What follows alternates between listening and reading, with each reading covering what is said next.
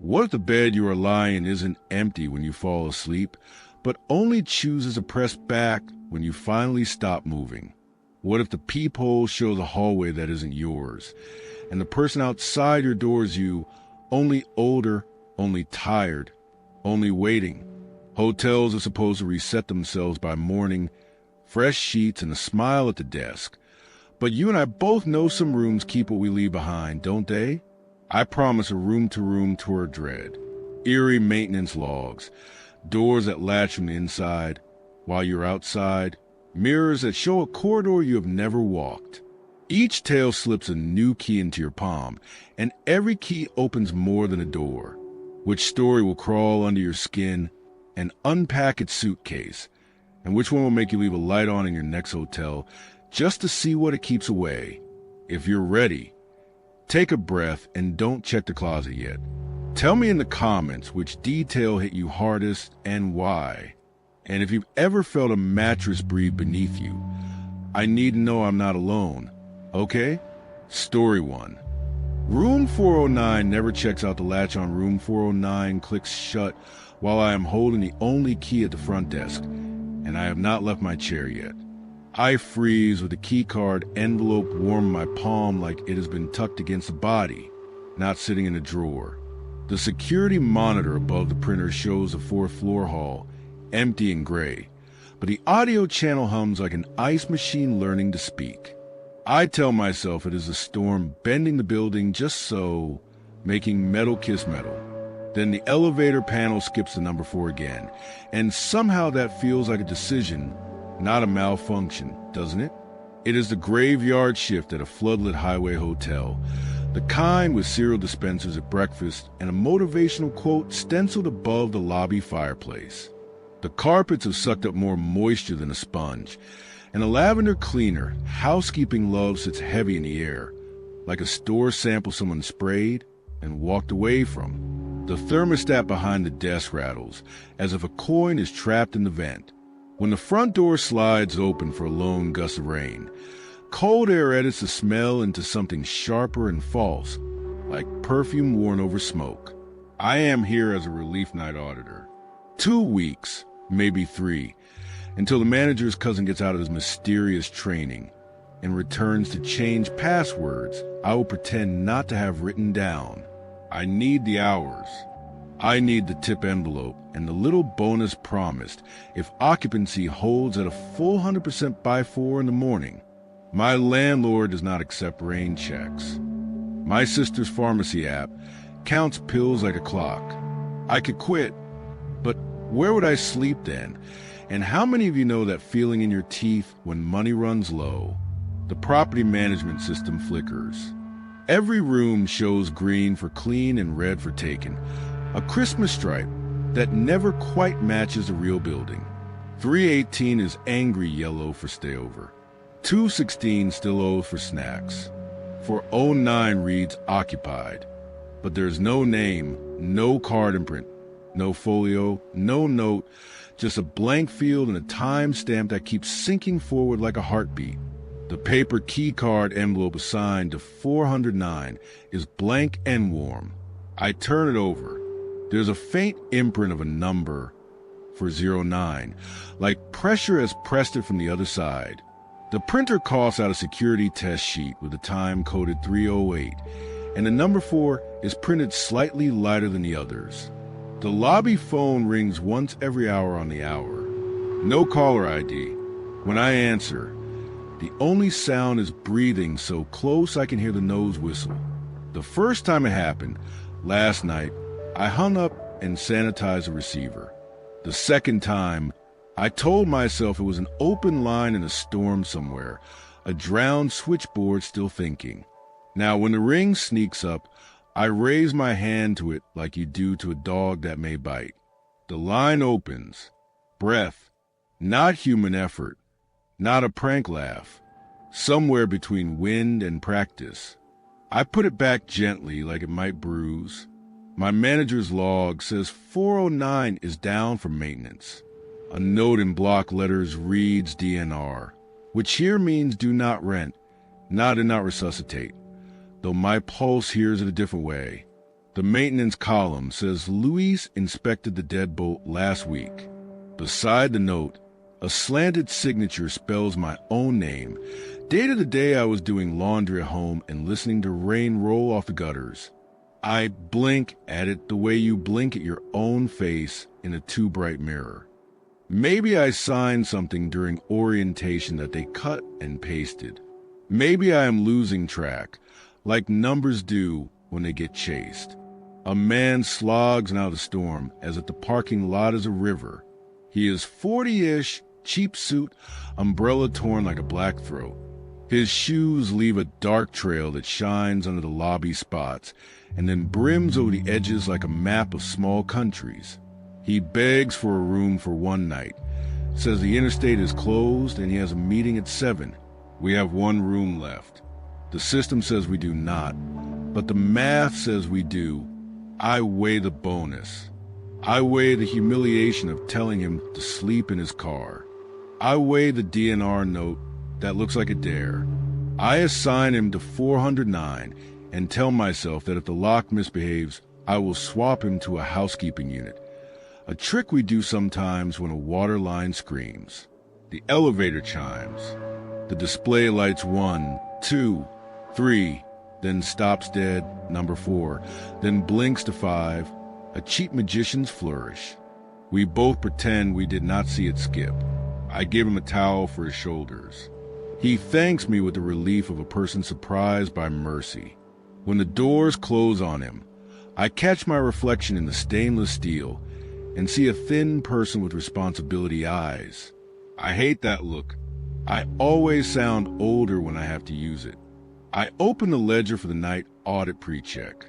The system is jittery. The column that should read 100% now says 101 for one beat, and then 100 again, as if a ghost came and went fast enough to get counted but not billed. A new entry auto-populates for minibar purchase in 409. There is no minibar on this floor. We purged them after a bachelorette party replaced all the snacks with river stones and left a fury of notes. The entry's price is $4.09. The printer spits a slip with the same amount and a line for signature. The ink not quite dry. The desk mat breathes under my palms. When I lift them, there's a wet footprint on the rubber, larger than mine, heel planted and thin toes splayed. Inside the footprint, someone has dragged a finger and smeared a watery 409 that gleams in the lobby light like it has its own plan. I look up at the 4th floor security feed. The hall is empty. The maintenance door is a black square like an unblinking eye. The ice machine light pulses slow and even, a metronome set to a song that has not started yet. I take the master keys from the lock drawer and the house radio from its charger. The storm eats the radio in static, like it is made of toast. The elevator door glides open before I press the button. The car smells faintly of lavender, and the floor is sprinkled with droplets like a shoe was shaken out. I tap 4 and watch the panel ignore me. The numbers climb. 2, 3. Then the panel's little red brain goes still for longer than it should, like a person deciding whether to open up about something that will change everything. The car moves, a soft stomach lurch, and then 5 lights politely and the doors peel back. I ride to 3 and walk the stairs to 4, because some superstitions you humor even when you are in a hurry. The door from the stairwell into the 4th floor corridor is heavy and sticks like it hasn't been opened in a while. Cold air slips through the gap at the bottom, as if something tall just brushed past in a hurry. The carpet is darker here, mottled with a pattern that looks like flattened leaves.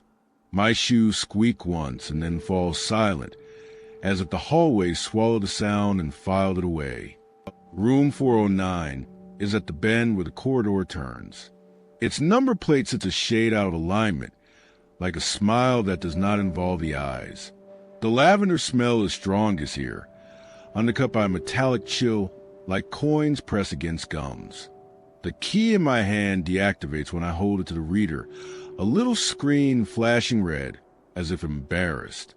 I flip the key card upside down and try again. The light goes green in a guiltily fast way, like I have guessed a password instead of earned it. Before I can push, the deadbolt inside rotates with a slow mechanical cough, as if at last it has decided I should come in. The room is not empty. The television is on, volume barely above breath, showing the lobby camera on a 5-minute delay. I am on the screen, sitting at the desk with my head in my hands, then looking up in startle, then reaching for the phone that rings by itself. I am here watching myself there, a bad joke that lands sharp. There's no guest luggage. The bedspread is smooth as new snow. Someone has placed a lavender sachet on the return vent on the wall, taped there with blue painter's tape, like a tiny bandage.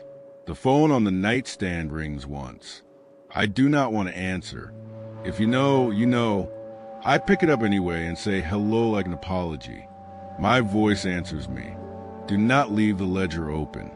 My voice, down to the slight rasp I get after midnight. The one my sister hears and asks if I am drinking enough water. I set the phone down as if it might jump.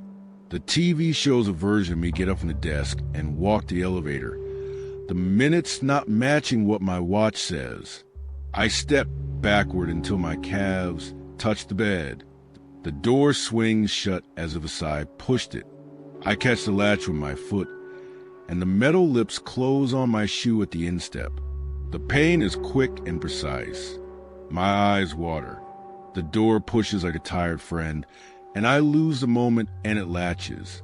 The click is the same as from the lobby. The deadbolt turns a fraction more for good measure, establishing tone. I stay very still. The lavender sachet trembles in the vent's soft breeze, and for 1 second I hear my name exhale from the dark behind it in a voice that could be mine in 2 decades, sanded by time. I do not scare easy. I scare rationally and then schedule for later. I slide the bolt back, step into the corridor, and tell myself I am imagining the cold as something malicious. By the time I make the elevator, my heartbeat has become a sound the car would recognize. The doors are half shut and waiting. They open for me like polite but preoccupied hands. I step in and press off a lobby. The doors close. The car yawns downward. It stops in the gap between floors with a soft scold. The panel lights nothing. The lavender smell swells as if the car itself is breathing in. There's a sound of rain on a roof I cannot see.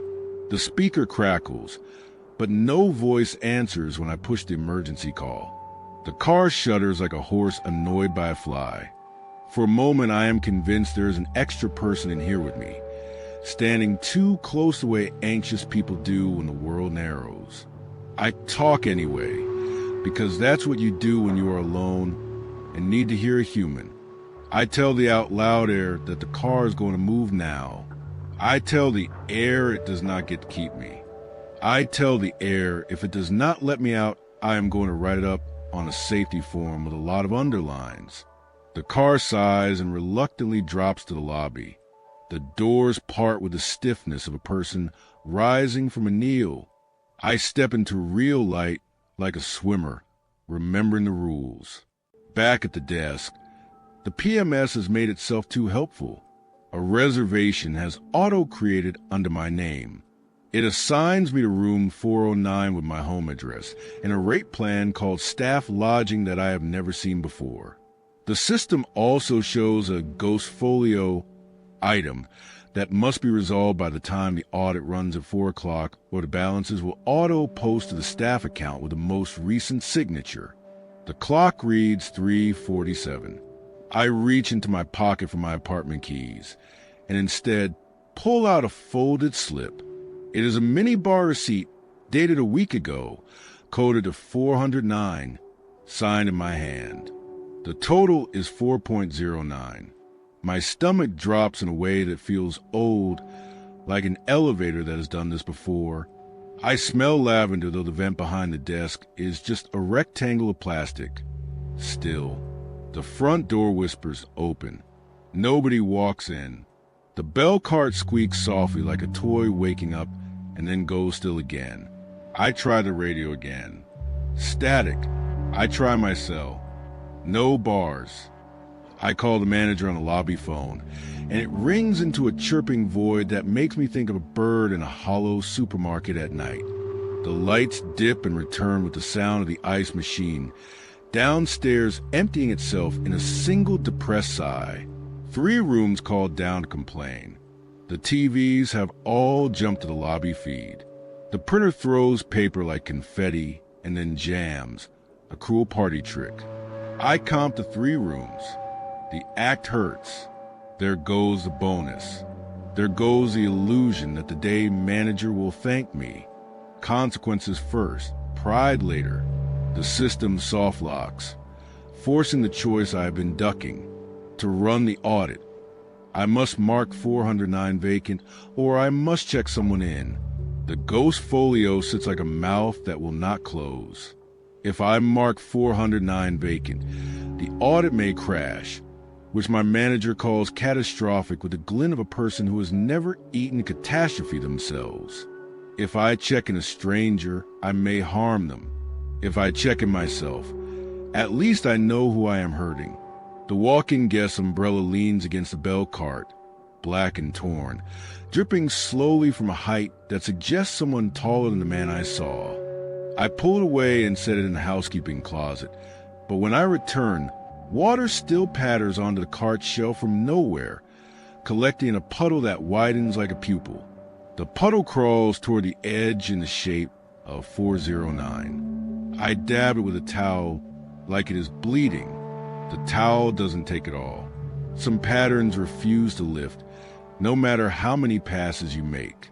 There's a secret folder of memos every hotel has. We keep ours in a metal drawer, painted beige to pretend it is a wall. I open it and find a service memo stamped months ago. It says 409 sealed after alleged discrepancy at 4:09 a.m. It says do not rent. It mentions a payroll crash that ate a week of hours and then recounted them as if a mirror had learned to add. My name is on a list of employees who worked that week. Beside it, handwritten, is the word relief.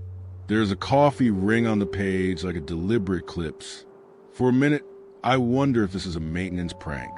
Luis likes practical jokes that involve mislabeled doors and neatly placed broken screws. The toolbox outside 409, when I went up, felt like his signature, a neat line of sockets that said stop here.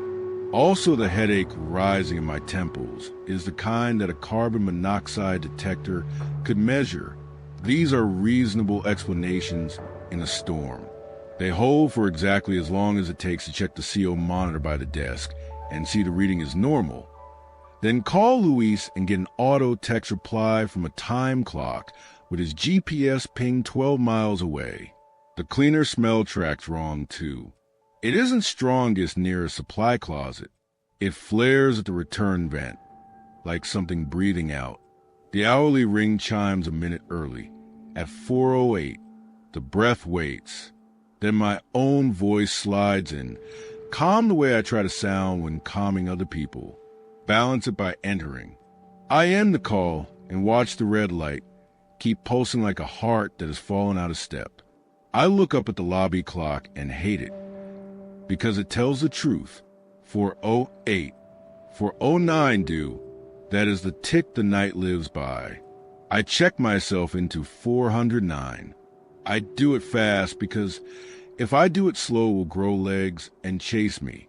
My name fills the required field and tightens there like a knot. I take the master key. I make the elevator obey by pressing the button the way you press a point to stop a nosebleed.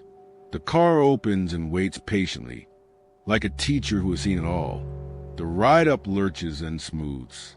The panel treats 4 as a rumor. I push 3 and step into the stairs, because rituals matter when rules fail. The door to the hallway shudders and then yields.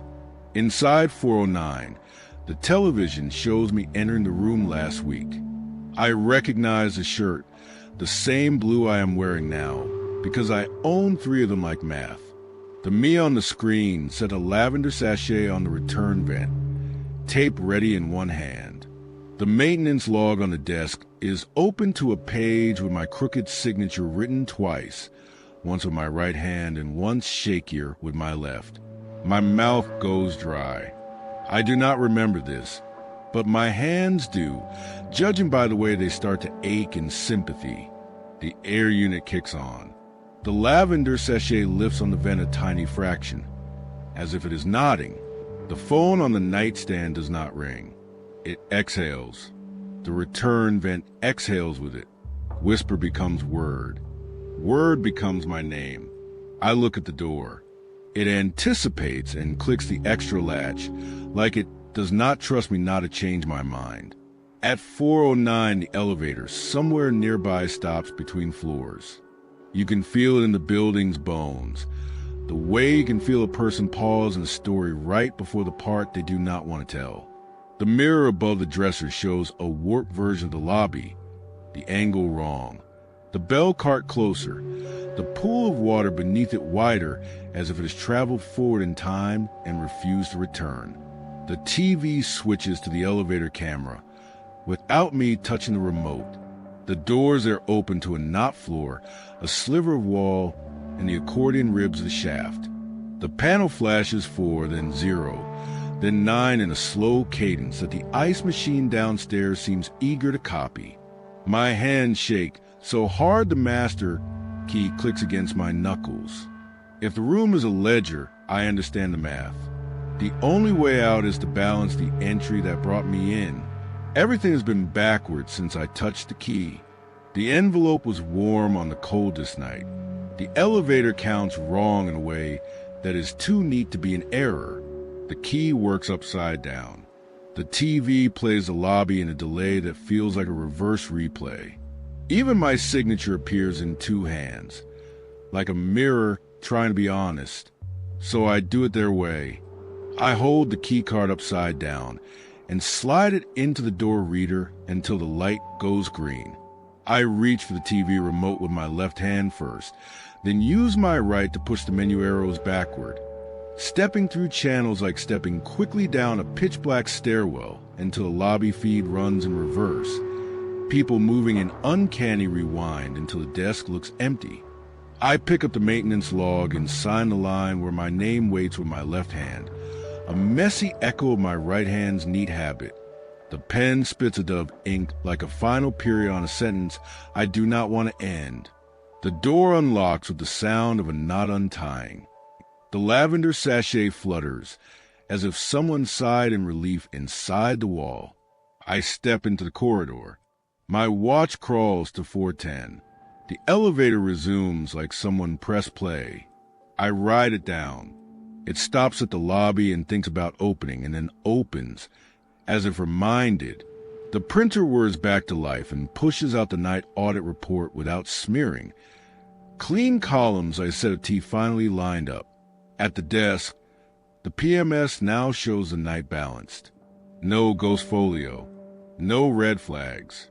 The payroll schedule refreshes itself in a low-key panic, and then displays normal hours for the week, as if a gash heel closed without a scar. The front door wipes rain off its glass like a hand across a fog mirror. I breathe, and it sounds like my breath again, not a copy played back by a tired speaker. For a few minutes, nothing happens, which is the best thing that can happen at 4:10 in a hotel lobby nearly empty of people. Then the consequences catch up. My staff profile now lists my lodging as room 409. My home address is still there, but it is gray and uneditable. The system has a new line that reads resident, a word that carries the weight of lease and obligation, and something else more permanent. My apartment auto payment pings my phone with a failure notice, as if I have already checked out of that life. The relief hits hard enough to bruise. It is miraculous what you can do to survive one night, and insane what it costs you after. Outside, the rain softens but never quite stops. The umbrellas that do come and look normal, sturdy, forgettable, the torn one is not among them. On the bell cart, The shelf holds a dark oval that keeps threatening to drip even when I mop it. The shape expands, thins, reaches, and then recedes like a tide learning modesty. Sometimes it looks like a 0. Sometimes it looks like a 9. Sometimes I could swear it is a 4 turned sideways to listen. I print the audit and sign it. My hand shakes, but the lines are straight enough for a manager who did not have to be here. The lavender hangs in the air at a comfortable ghost of itself now, less like perfume and more like a memory of a laundry room in winter. Every so often a draft lifts a corner of a folded receipt I have waited under the stapler. The receipt is my mini bar slip. My name leans left on the signature line. I do not move it, because sometimes you keep something where you can see it to make sure it does not travel on its own. I lock the drawer with the service memos. I tell myself I will talk to manager in daylight, and he will shrug and say the words that end a story you do not want to carry, that it was a glitch and he has seen worse. Maybe he will add a fresher DNR note, one with dates that make sense. Maybe you will move me to a place that does not have a 4th floor labeled properly. I know those maybes are too light for what the night laid down, but if you have worked alone in a big building, you know how we barter with daylight. Guests trickle down early. A woman with a sleeping baby thanks me for quiet. A man with a loud tie complains about the weather like I arranged it. Nobody mentions the elevators. Nobody mentions lavender. A housekeeper in a hairnet pauses by the bell card and frowns like she has forgotten what she came to get, then shakes it off and laughs at herself. The sound a little too loud in the lobby sighs. I breathe with the building to teach it how to do it right. When my relief arrives, late and unrepentant, he finds me counting keys like rosary beads. He tells me stories about the internet in his voice that is not listening for a ring. He says he heard the interstate open 2 exits south. He asks if the walk-in last night was a problem. I tell him it was fine. I tell him the room is shut again. I tell him to call Luis if the elevator starts acting coy. He nods like I have told him about a vending machine. He does not smell the lavender because he lives here. Before I clock out, I step to the elevator and watch the panel cycle. It moves through numbers like a person reading a children's book to someone who has heard it 100 times. 1, 2, 3, pause, 5. Every so often the panel glitches and flashes 4091 after the other in a calm, patient cadence, as if teaching me a language with 3 syllables. I do not correct it. It does not correct me. We both keep the rules we kept last night. When I push through the sliding doors and the wet air greets me, I feel the hotel breathe behind me, like a person relieved to be alone again. The rain freckles my face. The parking lot shines with puddles that connect like constellations. In the glass, my reflection moves when I move and stops when I stop, and I do not wait to see if it will do something else first. I am tired. I am paid. I am not sure where I live now, which is a problem for later, and a story for people who like comments and theories more than sleep. Inside, the bell cart waits with perfect patience. A soft draft lifts the corner of the folded receipt, just enough to show my name and the amount of 4.09 again. The umbrella in the housekeeping closet has moved a fraction, the torn ribs angled toward the door like a listener. The dark oval on the cart shelf contracts to it at no larger than a coin and then, without a drip to mark it, becomes nothing at all. Nothing and not nothing. I did not go back to check. That is another rule we keep in places like this.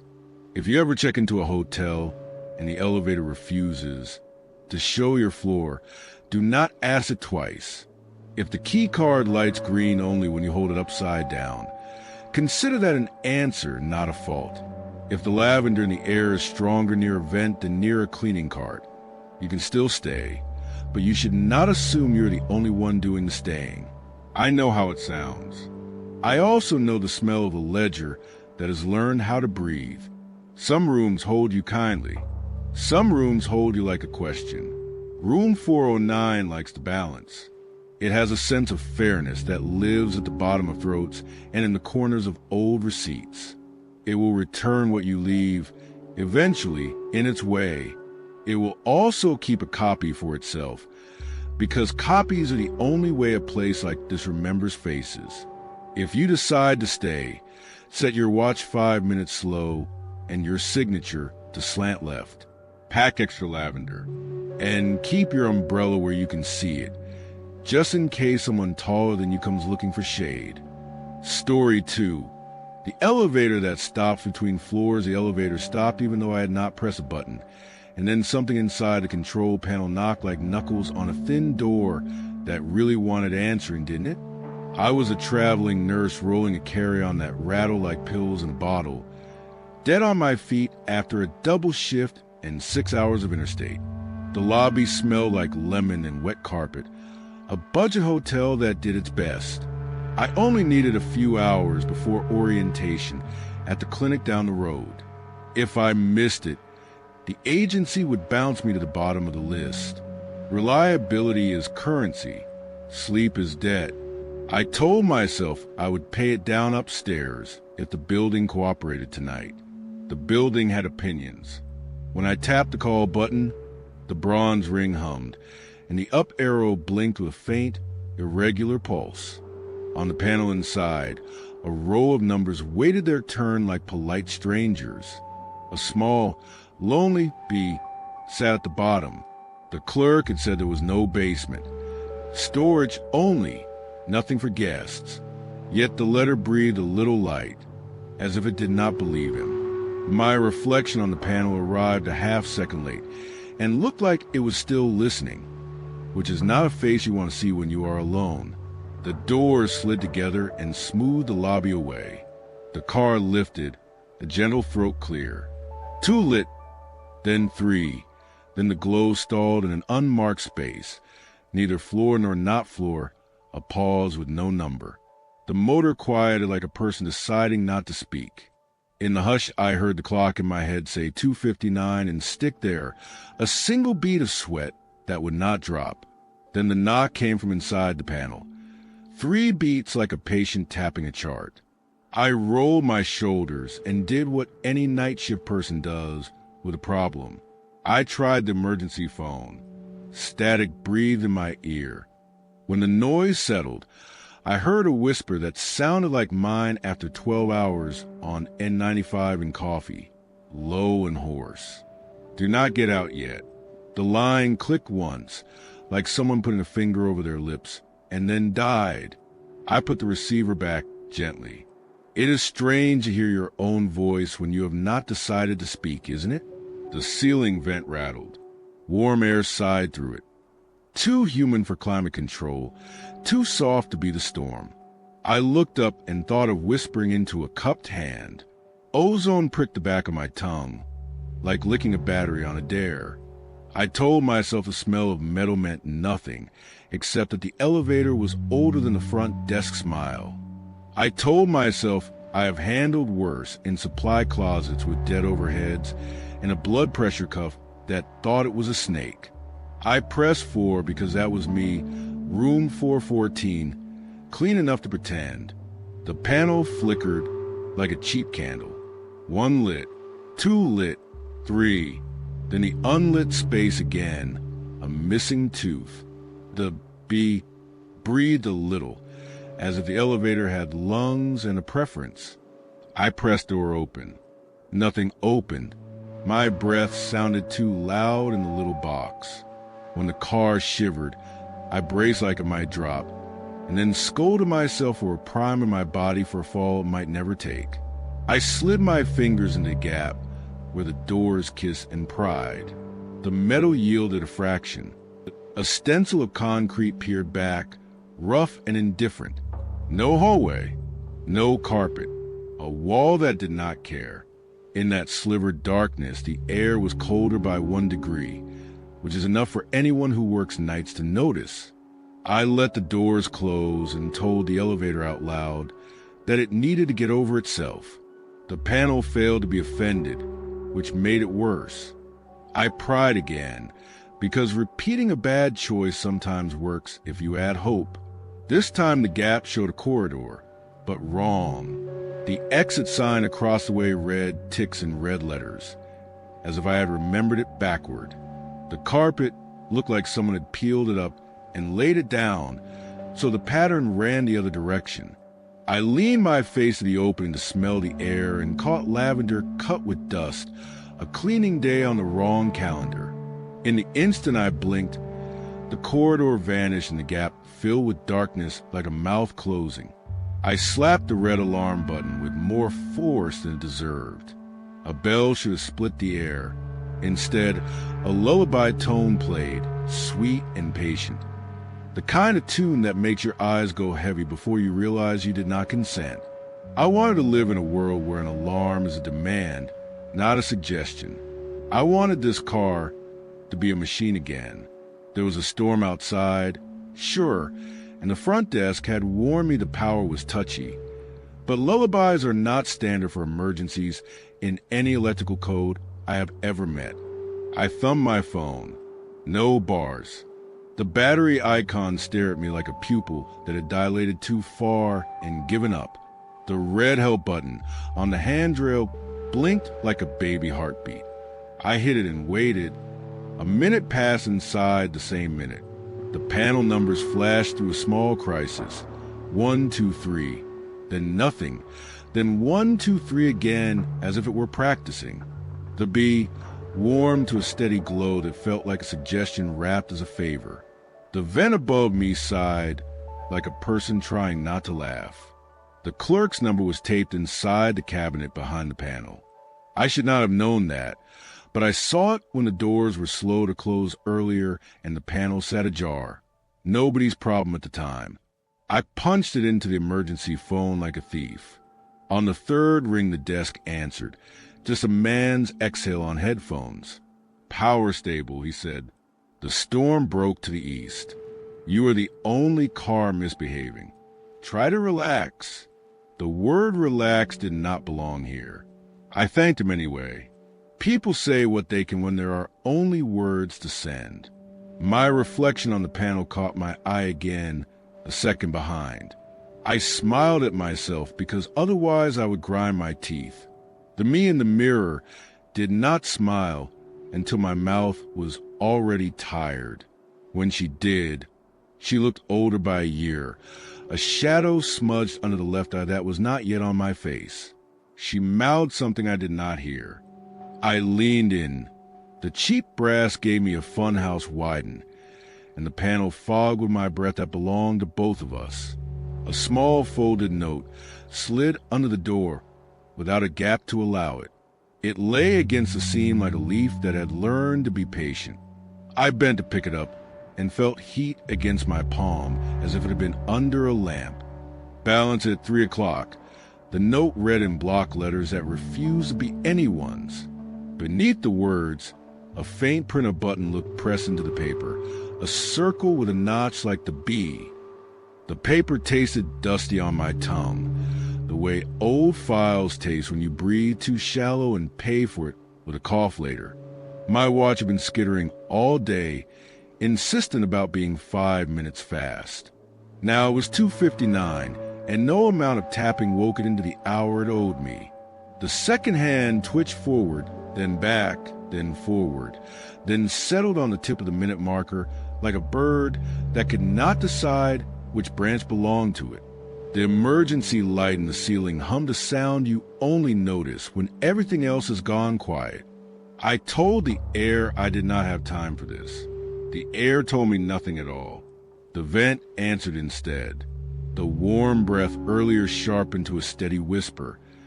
The way a person speaks in a dark room to call you closer without waking a neighbor. It took me a second to realize the whisper carried my name. It took me longer to realize the name was said in the voice I used when a patient was on a ledge and needed me to hold them with syllables. The voice I do not get to hear outside my throat. If you have ever heard yourself on a recording, have you noticed it never sounds like the you that lives inside your skull? I thought about stepping back from the doors and waiting for a mechanic. I thought about forcing the doors wide and taking my chances with a maintenance corridor that did not exist on the other side until the second it did.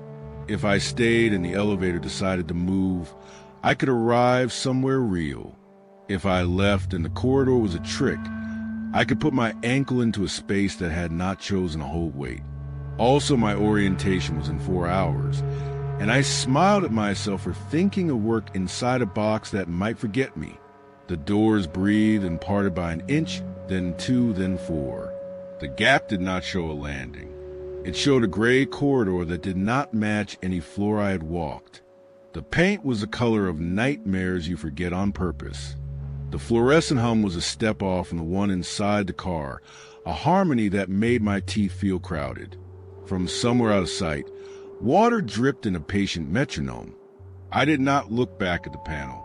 I did not want to know I saw it. At 3 o'clock, my watch did not move, but something else did.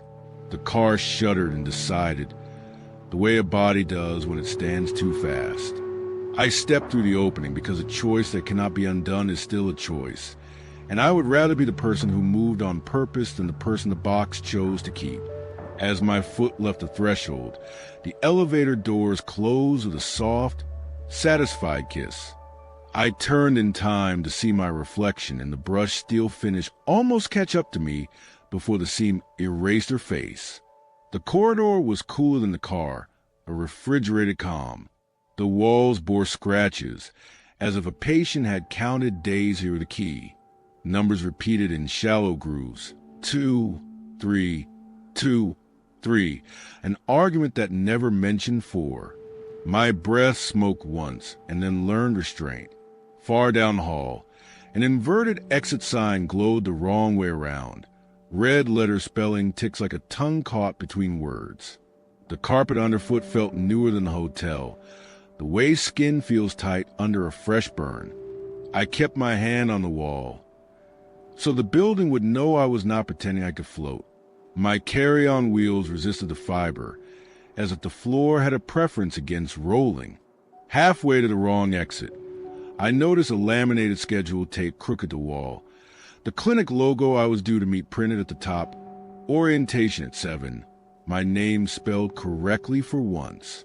The page wavered, as if it were underwater. I reached to straighten it, a reflex from 1,000 bulletin boards, and my fingertips passed through the plastic like steam. A pane of reflective metal interrupted the wall, a narrow mirror tall as a person. My face found me there, later than it should. When it arrived, an extra line had settled at the corner of my mouth, and my hair hung damp against my temple even though I was dry. The me in the metal mouthed words that I thought I recognized. Do not wait this time. I blinked. She blinked slower. When I lifted a hand, hers lifted an instant after and made the shape of a letter, a curve, and a spine. B.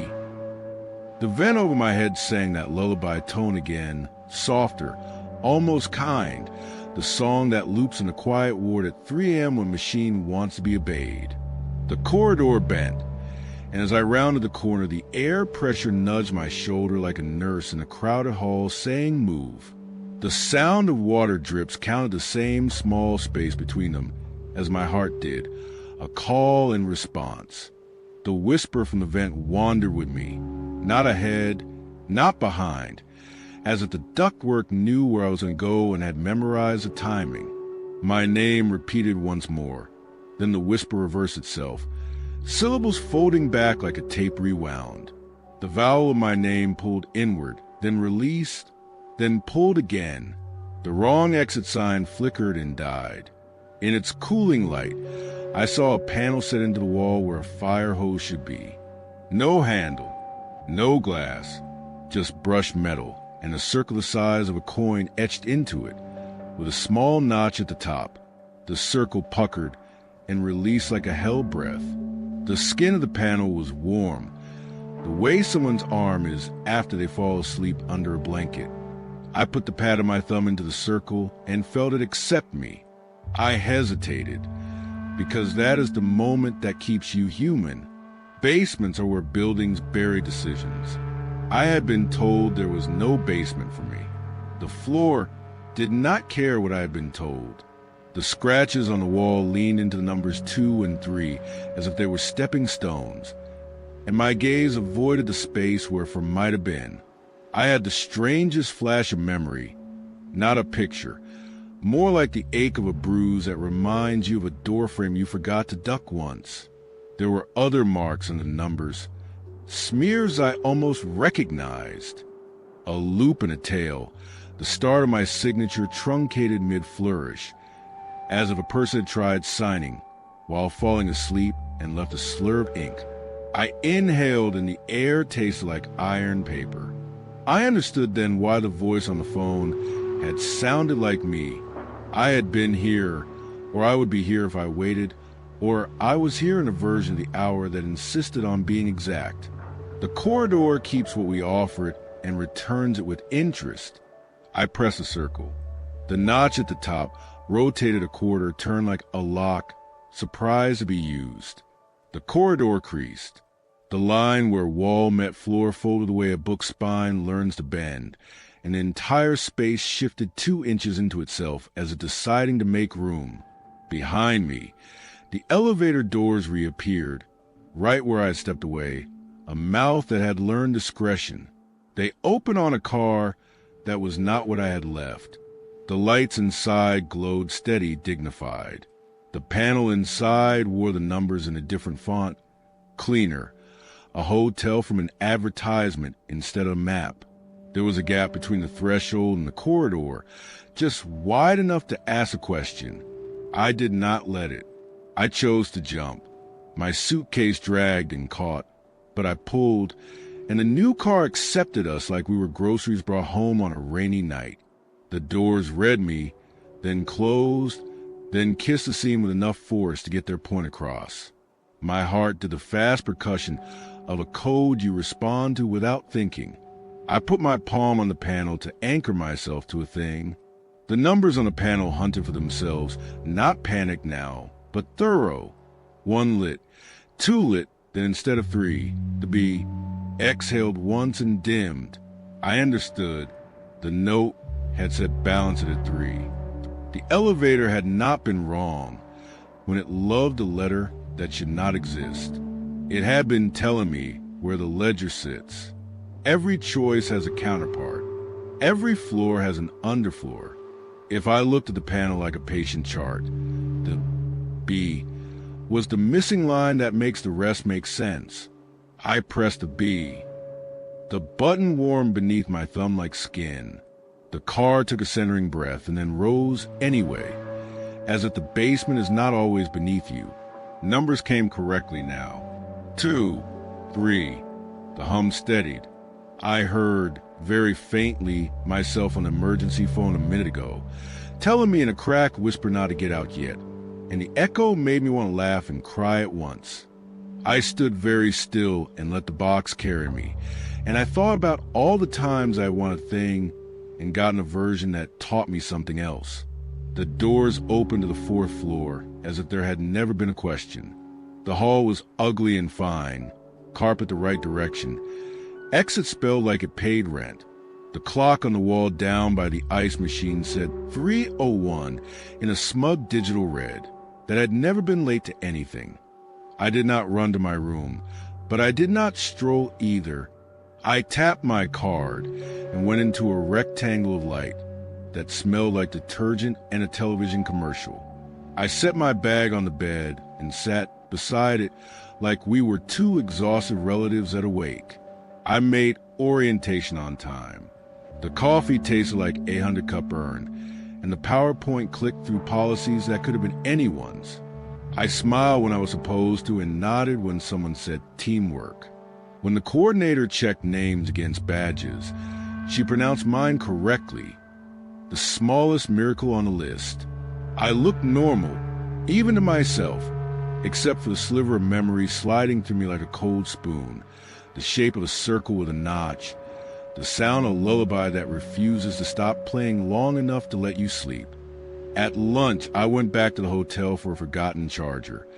because you will forgive yourself for a lot at noon that you do not at night.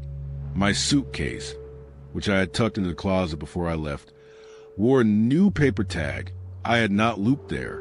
White printed. My name spelled right. Under it, in smaller type, a line that should not have been generated by any luggage printer behind any front desk. Basement resident. The words looked like a joke that was not interested in landing. I tore the tag off and felt the paper warm in my fingers. The same heat as the note in the car.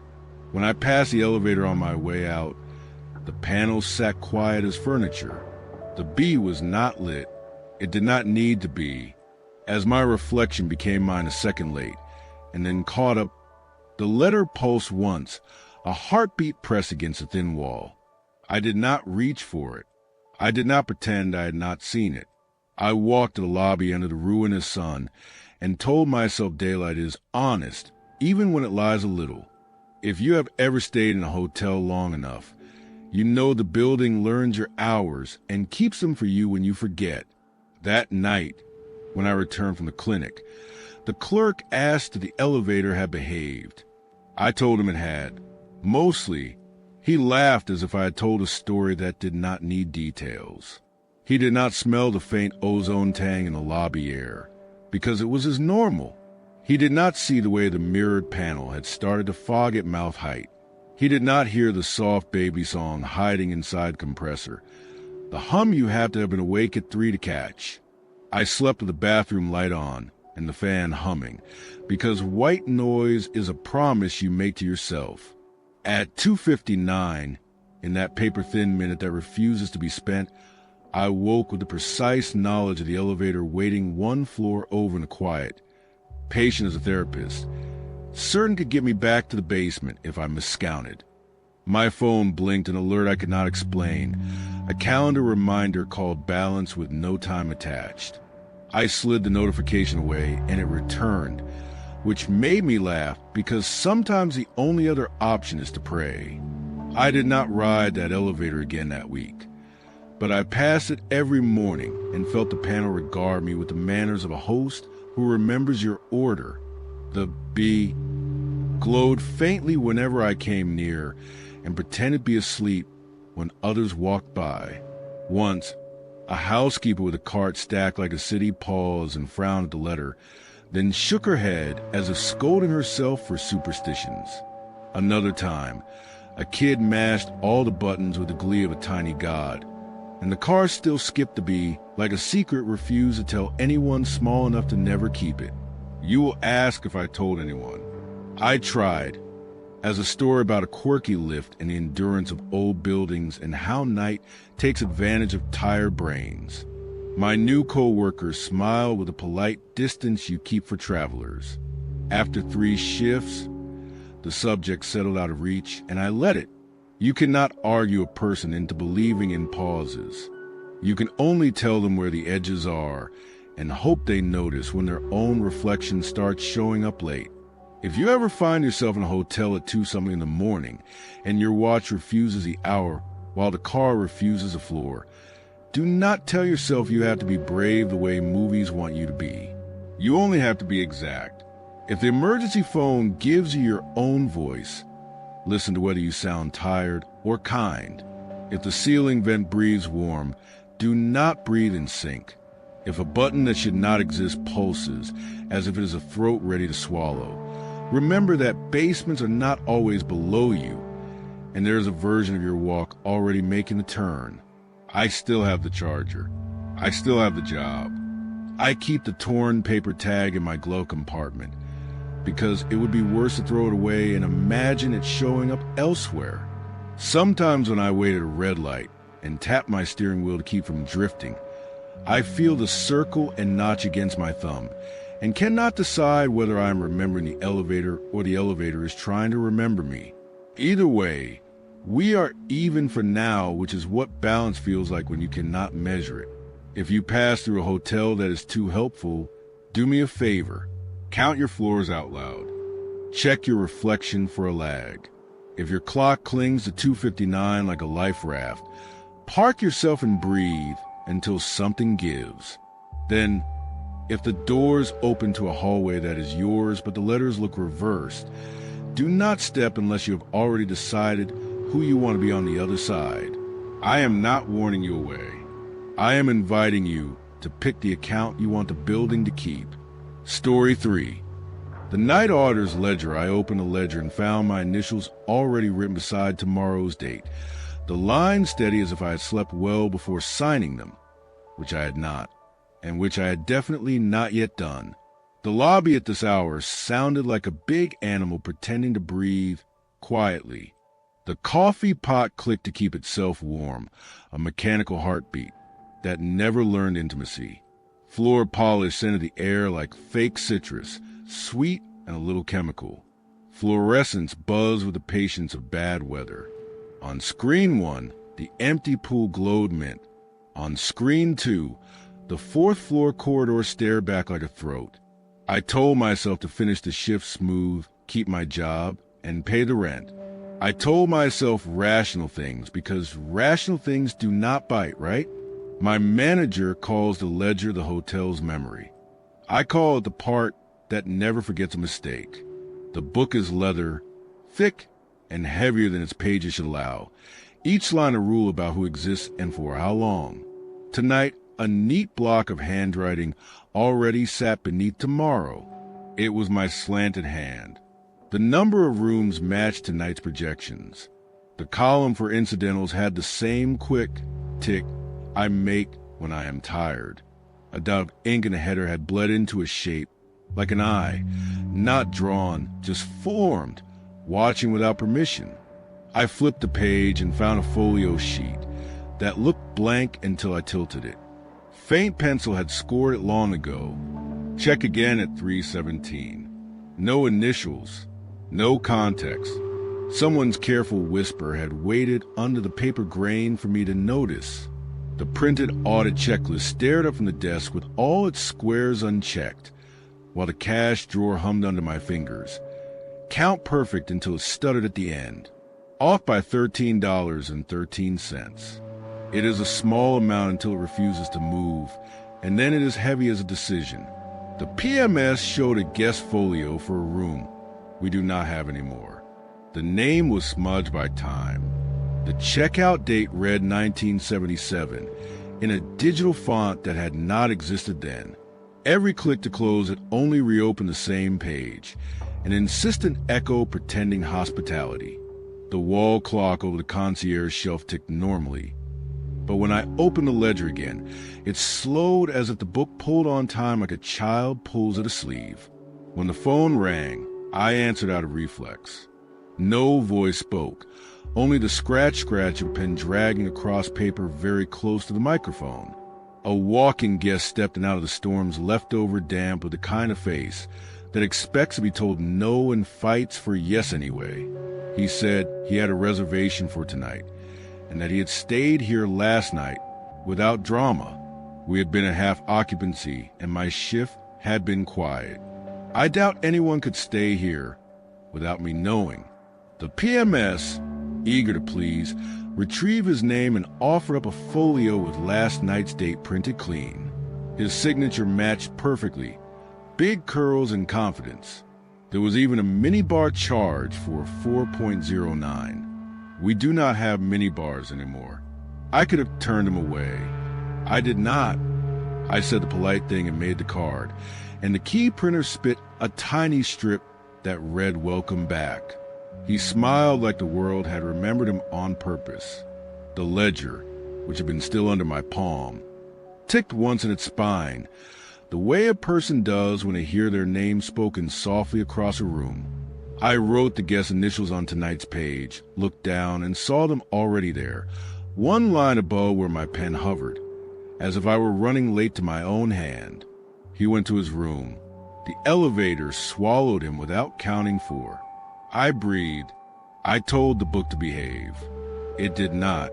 In the manager notes from last week, a page was missing where the 409 memo should have been. A square of absence at the start of the day. I reached into my jacket for a pen and found paper already folded there. Torn ledger pages. The edges matched the empty space on tonight's book like a healed scar. My handwriting ran in 2 columns, fast and a little crooked. At the top, in block capitals, I had written "Do not say it," and beneath that the sentence I was thinking. The letters told me what my mouth was about to do. I said it anyway. "This is a joke," I heard myself declare to an empty lobby. The speaker behind the front desk hissed the life of my same tone, an echo in cheap plastic. The ledger lay open. The wall clock refused to tick for the length of my denial. The security monitor for the pool showed a ripple in a rectangle of water with no one in it. Maybe the air conditioner kicked. Maybe the air learned a new trick while I was not watching. The phone rang with new insistence. The pen scratch sound returned, now fast, numbers written hard enough to tear paper I could not see. A low paper avalanche began at the printer. Receipts streamed blank, then with ink, then with my name printed where guest names should go. Each receipt stamped a different room number. Each carried a tiny charge for 13.13. My name repeated until it no longer looked like a word, only geometry. The system tried to warn me in the careful tone of software that never loved anybody. Audit pending. Drawer imbalance. Staff override required. That last phrase makes you feel powerful or guilty. Sometimes both. The phone rang again. I answered a little hard. Front desk. Silence. Then a soft exhale. Then the scratch of a pen writing my first name carefully, as if practicing. The line clicked. The wall clock's second hand trembled at the mark between 3:16 and 3:17. Not decisive enough to cross. The ledger's penciled whisper about checking again at 3:17 leaned forward in my mind and waited like a hooked finger. I turned and caught myself in a reflection of the dark lobby window. My face wore the shift like wet clothing. My right palm had a mark I did not recognize, a gray bloom shaped like an eye, inked faintly into the skin. I tried the manager's private number. It rang into nowhere. I paged maintenance. I chatted a test message to housekeeping. The log showed sent. Nothing returned. When I attempted to post the ghost charges to a suspense account, the PMS cheerfully suggested staff ledger that exists for comp rooms and emergencies. Tonight it felt like a mouth opening. I pulled my hand back. The cash drawer swallowed my next count and spat it back the same, exactly 13.13 short, as if the bills had a pact I could not change by force. The walk-in guest called from his room. He wanted to thank me again, which is rare enough that I straightened. He said the room smelled nice, like lavender. He said the TV was already on, channel set to the lobby on a delay of a few minutes. He said, "Does it always do that?" I told him it does sometimes during storms, which is a lie, but a gentle one. He said he would check out early. The PMS pre-authorizations fluttered and refreshed. His card charge posted and then unposted, like a person taking back a word they regretted. At 3:17, the wall clock stopped. It is unsettling when a machine lays down peace as a command. The pool camera froze with a ripple at the exact wrong angle, water like wrinkled glass. The ledger warmed under my palm. The eye-shaped ink on the header gleamed with a second, then matte again, as if it had blinked only to make sure I was looking. I pulled the torn pages from my pocket and laid them along the bottom of the open book. The lines matched perfectly, torn edges kissing in reunion. My name ran 3 times beneath a date I had not born yet, the handwriting consistent with how I draw lines when I'm afraid to press. I could not balance the drawer without either finding the money or moving it to a place the ledger would count. There was a way to do it that would keep my job and my body, and perhaps, if I was careful, my mind. The book hummed a little in my hands like electronics. The empty folio with the 1977 checkout date sulked on the screen again without being invited. I felt suddenly certain that the ledger's blooming I had looked down on that person too, in that year, and asked them to choose quickly because time was getting impatient. I believed for 10 minutes that we had a haunting. The night staff tell that story sometimes, about a past auditor who disappeared. There are margins in the ledger with initials that do not match any current schedule, letters that look like a string of early shift beers. I held up tonight's pages beside those initials and wanted a stranger to look back. They did not. The pressure of my hand on the paper matched. The slope of the D looped the way I learned to loop as a kid, so teachers would leave me alone. The downstrokes tried harder than the upstrokes. I could fake a lot, but not that. That was when I understood. The ledger was not keeping only money. It was keeping account of human hours where they slipped and doubled and fell through. It was a bookkeeping of choices, recording who had purchased what minute from which other day, and at what price. If I signed again, I would be making more than proof. I would be making inventory. If I did not sign, the audit would fail and the system would push the loss into a category called staff mistake with 3 exclamation points and a manager's morning wrath attached. I signed. I kept my job. The ink bled up to the paper into my skin like thirst-meeting rain. The gray eye on my palm darkened one shade, becoming definite. The ledger closed on its own, an old book sighing in completion. The wall clock ticked a single click forward. The printer ran a paper tongue across the desk and then rested, as if it had eaten and now needed to think. I wiped my face with my sleeve and found the scent of floor polish there, the citrus that consoles you like a lie told kindly. "Everything okay down there?" A voice asked from the stairs. It was a walk-in guest in a hotel robe, looking like a man who had realized he might need a witness to say later that he existed. He said the TV had gone to static, then back to the lobby feed. And now he was watching me bringing my free hand to my mouth, so he knew I had to tell. He asked if the phone system scratched on the line on purpose. I told him authoritatively that it did not. He apologized for bothering me. He asked if he could settle up now because he felt like leaving before dawn. I printed his final bill and slid it to him across the desk. The numbers looked wrong for a second and then right. The total came to 13.13 more than it should have. He frowned at the pennies. He reached for his wallet and paused. "It says I checked out in 1977, he said, tapping the corner where the PMS had coughed his confusion into hard copy. The date blinked, then corrected itself as if embarrassed. "Weird," he said. "Yeah," I said, and tried to hand him a pen. He looked at my palm. "You know you have ink on you," he said too softly. When he left, I stayed very still until the sound of the elevator had completed its climb, stopped, and made its gentle exhale. The book was heavy even when closed. I could feel it on the desk like a second heartbeat I had to ignore to keep my own. I counted the cash again and moved bills rationally, a simple trick for a complicated night. The drawer refused to become right. The difference held like a tooth that will not let go of fishbone. The PMS offered the staff ledger again, sweetly. I told the empty room that I understood something in the room, which had seemed more understanding than I ever would. Said nothing. A page turned by itself. My name appeared under guest as well as staff. It printed not with ink, but with the absence of it, letters formed by the blank where black should have been. You cannot Tipex white into white, and yet the book had found a way. The eye on my palm itched.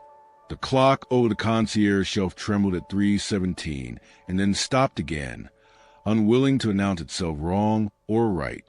The pool feed declared no movement, which is a movement of its own when you expect water to find an excuse.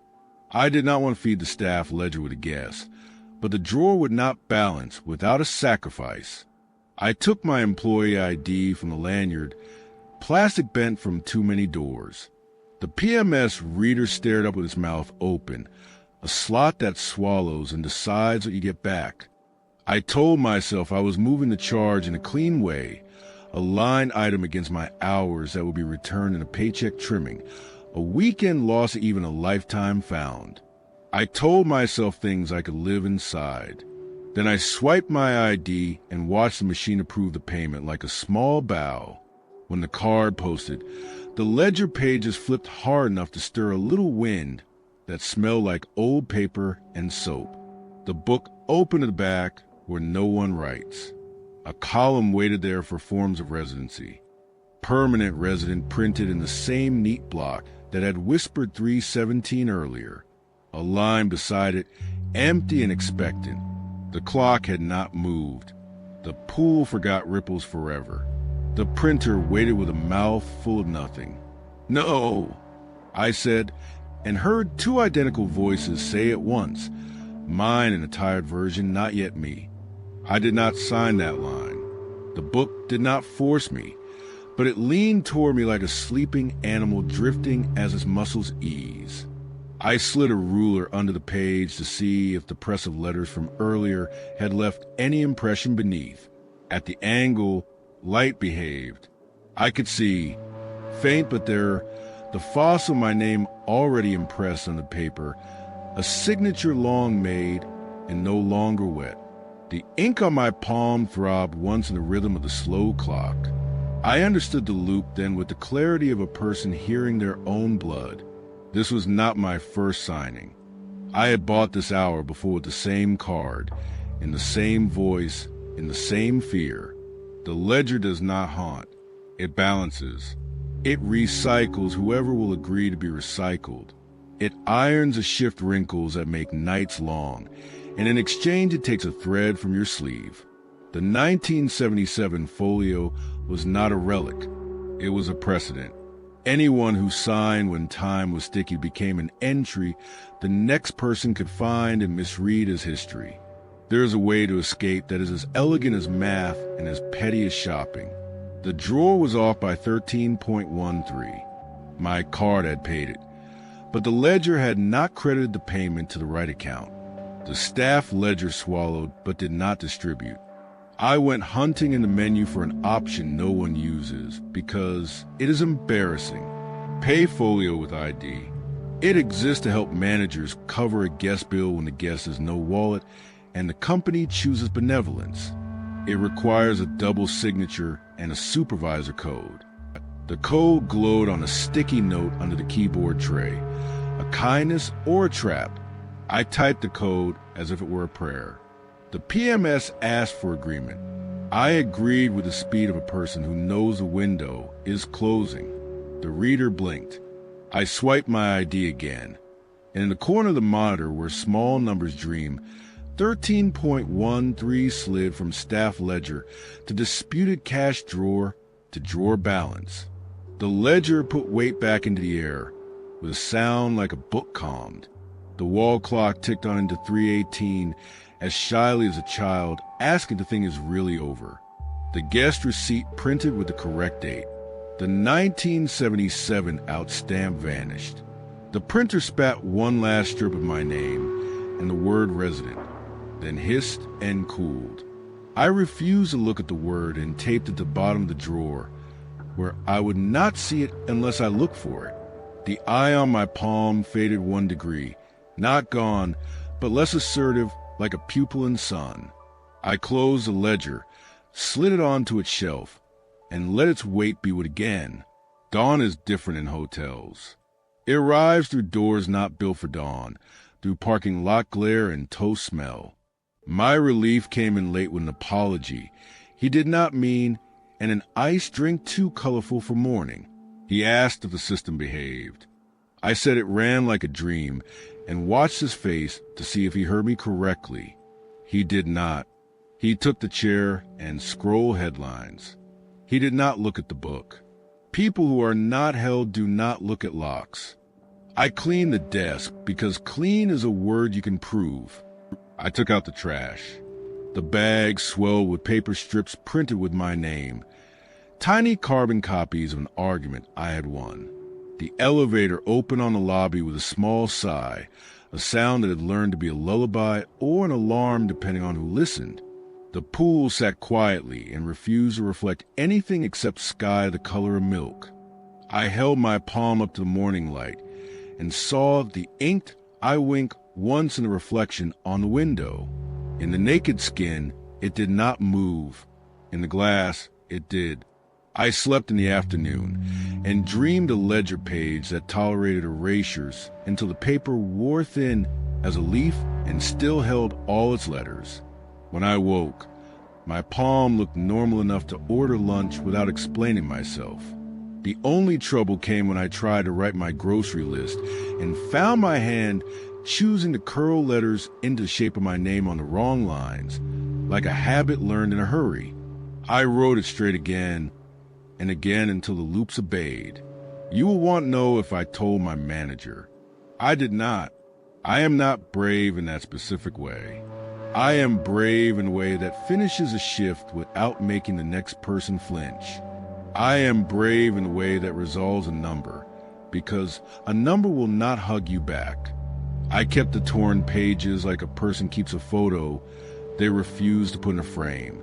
I slid them into the back of the ledger where thin things vanish into thick things, and I pressed the cover closed and pretended the small exhale was the building's, not mine. If you work nights, you already know how some objects tune themselves to you. The ledger hears you coming and opens to the page you need. The elevator stops between floors and waits until you decide who you are. The phone rings when you are least able to forgive the sound. If you are new to this, believe me gently. Keep your receipts labeled. Write your name the same way every time, so you can tell who you were. If the clock pauses at 3:17, do not touch it. Look instead at your hand and see what it already knows. I have not signed permanent resident. The space is still open, which is both a mercy and a dare. Some nights, when the lobby is a sealed mouthful of humming and the pool is a mirror pretending to sleep, the ledger warms again under my palm, and the eye in the header breathes once the way paper breathes when you bend it. I do my counts. I sign what I must to keep the morning from starting with fire. I leave one line unread to remind myself that I can.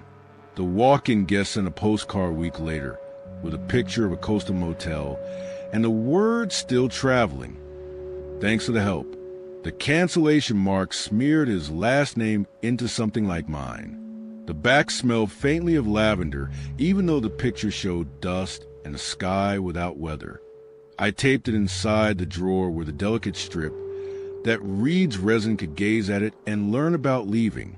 I do not know if paper can learn, but if anyone could teach it, it would be a person who writes at night.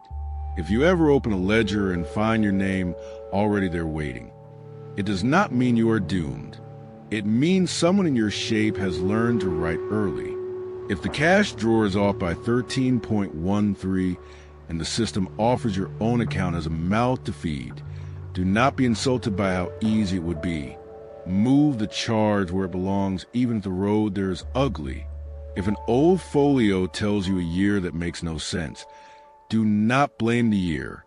Blame the hunger of objects and be kindred to your hours. I will check the book again tonight at 3:17 because that is what it asked and because it is easy to argue with ink when you are the one holding the pen. If the phone scratches, I will not say hello before the sound stops. If the clock pauses, I will not breathe to fill the silence. I will press my palm to the leather and feel the faint pulse of a building asking me to keep its shape. I will say yes the way you say yes to a friend who cannot keep themselves together without you. And I will keep one eye on a line that reads permanent resident, because forgiveness is a choice and forgetting is a trick. Story 4. Do not disturb means the red tag was hanging on my handle when I came back from ice, crisp as a warning. Do not disturb. I hadn't hung it. I hadn't even taken it from the desk. I stood there with a bucket of half-melted cubes and the sense that a joke had started without me, that a punchline was waiting on the other side of the peephole, breathing soft, deciding who gets a laugh first, you know? The hallway air had that stale sweetness hotel spray when they want to smell like nothing. The vending machine hummed a tired G note. The carpet gave a faint tack under my shoes, the sound of 1,000 late checkouts getting ironed into fabric. I had a pitch in the morning that could keep my region alive for a year. I needed 4 hours of sleep and a miracle. I didn't need a sign telling the world I had closed shop, especially when I hadn't. I pulled the tag off and flipped it. Blank on the back. No logo. No polite reminder. Just red that got redder when I pinched it. I glanced down the corridor for housekeeping. No cart. No door cracked open with a mop propping it. Only that long fluorescent breath and the meaningless art print at the bend. A watercolor of a lake that looked like a bruise when you stepped close. I told myself a clerk had done turned down by mistake and shrugged off the prickle running the length of my arms. Inside, I tossed the tag on the desk like a dead bug and set the ice to chime. The mirror over the dresser gave me the face I wear for clients, a smile that says nothing will go wrong because I won't let it. The door behind me in the reflection was closed. In the room, it was open halfway. I watched the open door in real life and the closed door in the mirror until my throat dried. It felt like one of those eye exams where they slide a lens you don't trust and ask if it is better or worse when it is only different, right? I shut the door for real and latched it because sometimes you cooperate with your own nerves. The latch rattled immediately, a light chatter, as if someone outside had brushed it with a fingernail to see what kind of music I preferred. No knock, no footsteps, just that whisper of metal finding metal, intimate and a little bored. I walked back to the peephole and put my eye to it. The hallway looked empty, but the light under my door was smothered in a neat dark shape, like a shadow standing close enough to smell me. I called the desk and asked who put the tag. The voice was a young man with the calm of someone who knows nothing is ever their fault after midnight. He said housekeeping had signed off at 9, and no one would post a do not disturb without a request. He asked if I wanted a note added to my folio. I said I wanted the tag gone. He paused as if I had asked for a new floor. "Sir," he said carefully, "we don't issue plain red tags." He offered me a wake-up call. I declined because I did not want a phone deciding when I returned to the world. When I set the receiver down, the television switched on by itself. The hotel channel loaded with a soft chime. A looping video of a smiling woman in a blazer walked me through amenities we both knew did not exist. White letters scrolled along the bottom, like a storm alert. They said, "Please respect privacy." Then they said, "Respect quiet hours." Then they said, "Thank you for not interfering." My remote lay untouched. The air conditioner cycled a cold breath that smelled like a grocery store flower aisle, floral but manufactured. The scent you buy when you want to disguise the room you have. I picked up the red tag from the desk to snap a photo for the desk manager in the morning. An easy complaint to color the rate. The tag was not there. Something brushed my wrist like an apology. I turned to the door, and there it was again, hanging, swaying once as if it had known I would look. The latch clicked twice without moving. The second click felt very much like a practice run. I took the tag off again. I folded it and slid it into the room's Gideon Bible. Small rebellions help you sleep, if you sleep. The lights dimmed a fraction and recover the way they do when a big compressor kicks. My laptop chimed awake before I lifted the lid, connected to Wi-Fi I had not joined. My presentation opened to the right slide, as if the machine could smell my stress and aim to be kind. The bullet points were there, tidy little soldiers, and then they were not. They washed out to blank. The screen filled with sentences in red text that I did not type. "Do not disturb" means you. The words were dead center and huge, the kind of font you use when you need a plane to see your sign from the runway. I laughed because if I didn't, I would swallow the sound and it would grow teeth. I told myself a competitor had hacked me. We were in the same city, chasing the same client, and I had been loud online about winning. Sabotage was a grown-up story worth telling. I unplugged the Ethernet I hadn't plugged. The red word stayed while the cursor blinked like a tired eye. I pulled the power. My battery reinvented itself and held at 95. The laptop ignored the math. The TV kept looping "Please respect privacy" with a smile that refused irony. Something whispered at the peephole, not from the hall to the room, but at the glass itself. A breath pressed to the lens like a secret.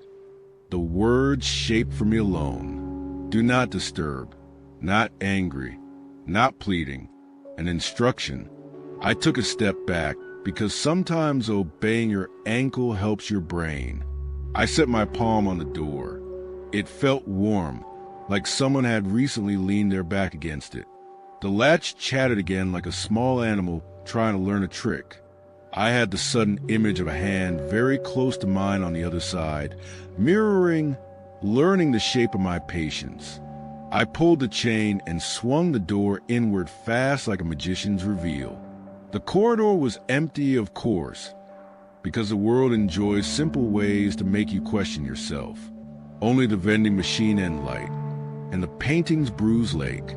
The carpet held a faint depression just to the left of my threshold, as if someone had stood there with the kind of consistency that teaches fabric a shape. I told myself housekeeping had left a tag on my neighbor's door, and a draft had drifted it. The lie stepped into the room like a bad guest and refused to leave. The tag was now on the inside of my door, hanging on the chrome hook that never gets used. Fresh red, untorn, no crease where I had folded it into scripture. The letters reflected in the peephole like blood in a microscope. The latch blinked once with the speed of a person winking. The lights trembled. The television changed its crawl to "Guests must not interfere." The capital G offended me. I told the room aloud that I was not a guest in whatever it thought it was doing. The room did not care about my pronouns. I called the desk again because sometimes you need a person to tell you are not crazy, even if they lie. The line picked up on the first ring. I said my room number. My voice came back to me through the receiver in the exact same shape and tiredness, repeating one phrase like a hostage forced to rehearse. Do not disturb. The words looped 3 times and then clicked. When I hit redial, the phone told me there was no service here. The hotel network icon on my laptop became a small gray X, an unlit eye closing. I went to the mirror to practice the client's smile on top of the fear and watched the reflection of the door. In the glass, the door was closed. In the room, open. In the glass, the tag hung inside. In the room, it was quietly gone. When I turned confirm, the sound that came out of me surprised me with its softness. Someone had closed the door while I watched the reflection. The latch slid home with a little satisfied kiss. I was 5 full steps away. I told you, I said to no one, because I have that habit when something pretends not to be about me. The presentation file corrupted itself with a mournful chime. The name changed to do_not_disturb.pptx, as if the software had decided to give up on spelling. Each slide flickered between my graphs, and a single line in red. Do not disturb means you. The period was a dot larger than the others, almost a bead. I tried to copy the deck onto a USB, an old trick that has saved me in worse rooms. The file moved, it completed, and when I opened it, every image was blank white, and the red line floated like a hand on a throat.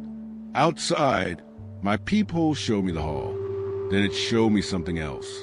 It showed me my own left shoulder from behind, the slight freckle I know, because I always look for it when I get sun. The peephole was showing the hallway from the perspective of the person outside my door, which was me, which was not possible if I was on this side. I lifted my hand, and the hand in the peephole did not lift. It was not a mirror trick. It was a feed. The hand in the peephole adjusted a tie I was not wearing. The hand scratched the back of the neck and left small crescent marks. The Wi-Fi died. The weather app spun. My email forgot who I was.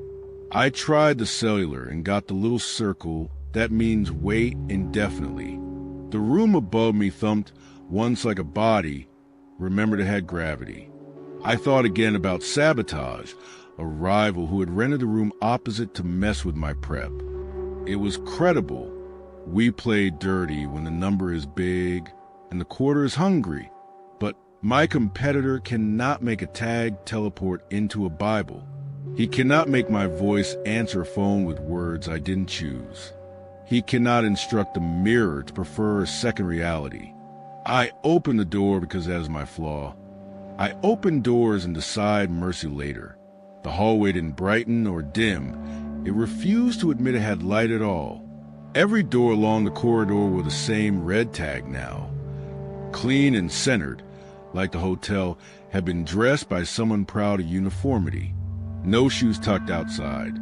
No room service tray. No housekeeping cart at the bend. I called hello and the carpet listened. The paneler of the lake watched and said nothing. The vending machine chose that second to coffee can to bottom and made me jump like the cheapest version of myself. I looked back at my room. The door had drifted shut with intent I did not recognize. When I reached for it, the latch clicked from the outside and the bolt turned like a throat clearing. I didn't have my key card. It was on the desk beside the red tag, which had, I noticed with bad timing, grown a faint wetness along the edge as if it had just come in from rain. I put my ear to my own door and heard the television inside switch channels on a slow roll. I heard the small breath a person makes when they turn over in sleep. Down the hallway, one of the other red tags twitched, a micro tremor like a dream through fabric. Then another. Then all of them did, in a quick drumbeat that went down the corridor and back, like the building was checking the teeth on a zipper. Doors began to open a fraction. First one, then two, not in any kind of human order, but in the way a crowd decided to inhale at the same time during a tense scene. The air cooled by a degree that made my teeth sensitive. I took one step backward because panic loves the shape of retreat. Every door opened to a room lit with a red low light. The kind hotels used to claim they are modern. In each doorway a person stood or sat or hunched on the edge of bed, and all of them were looking toward the hall without moving the muscles around their eyes. Some wore robes. Some wore suits. One had a towel on his head like a crown. Every room had the same sign hanging on the inside of the door, as if the symbol had learned to copy itself the way ivy learns a wall. Static hissed from every television, whispering a phrase that collected itself out of noise. Respect privacy. Respect privacy. Respect privacy. I said out loud that this was insane, which is the sentence you say when you could still pretend to be a tourist. I walked to the nearest open door and raised my hand in the international language of I mean no harm. The man in the robe looked through me, and it felt like standing in front of a fan. The red light made the whites of his eyes a pinkish gray. On his TV, the hotel channel smiled, and the crawl read, "Guests must not interfere," slow and patient. He exhaled, and I couldn't tell if his breath belonged to this hour.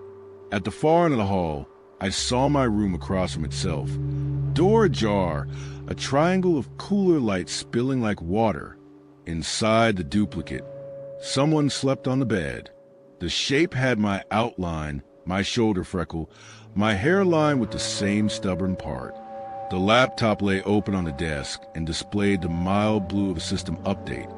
And even that felt like a choice I would make if I gave up tonight. My carry-on sat by the window, handle extended, ready for a departure I had not planned. I approached quietly because we all have the same instinct around sleeping versions of ourselves. The door did not resist me. The air inside was cooler and cleaner, like a photograph pretending at purity.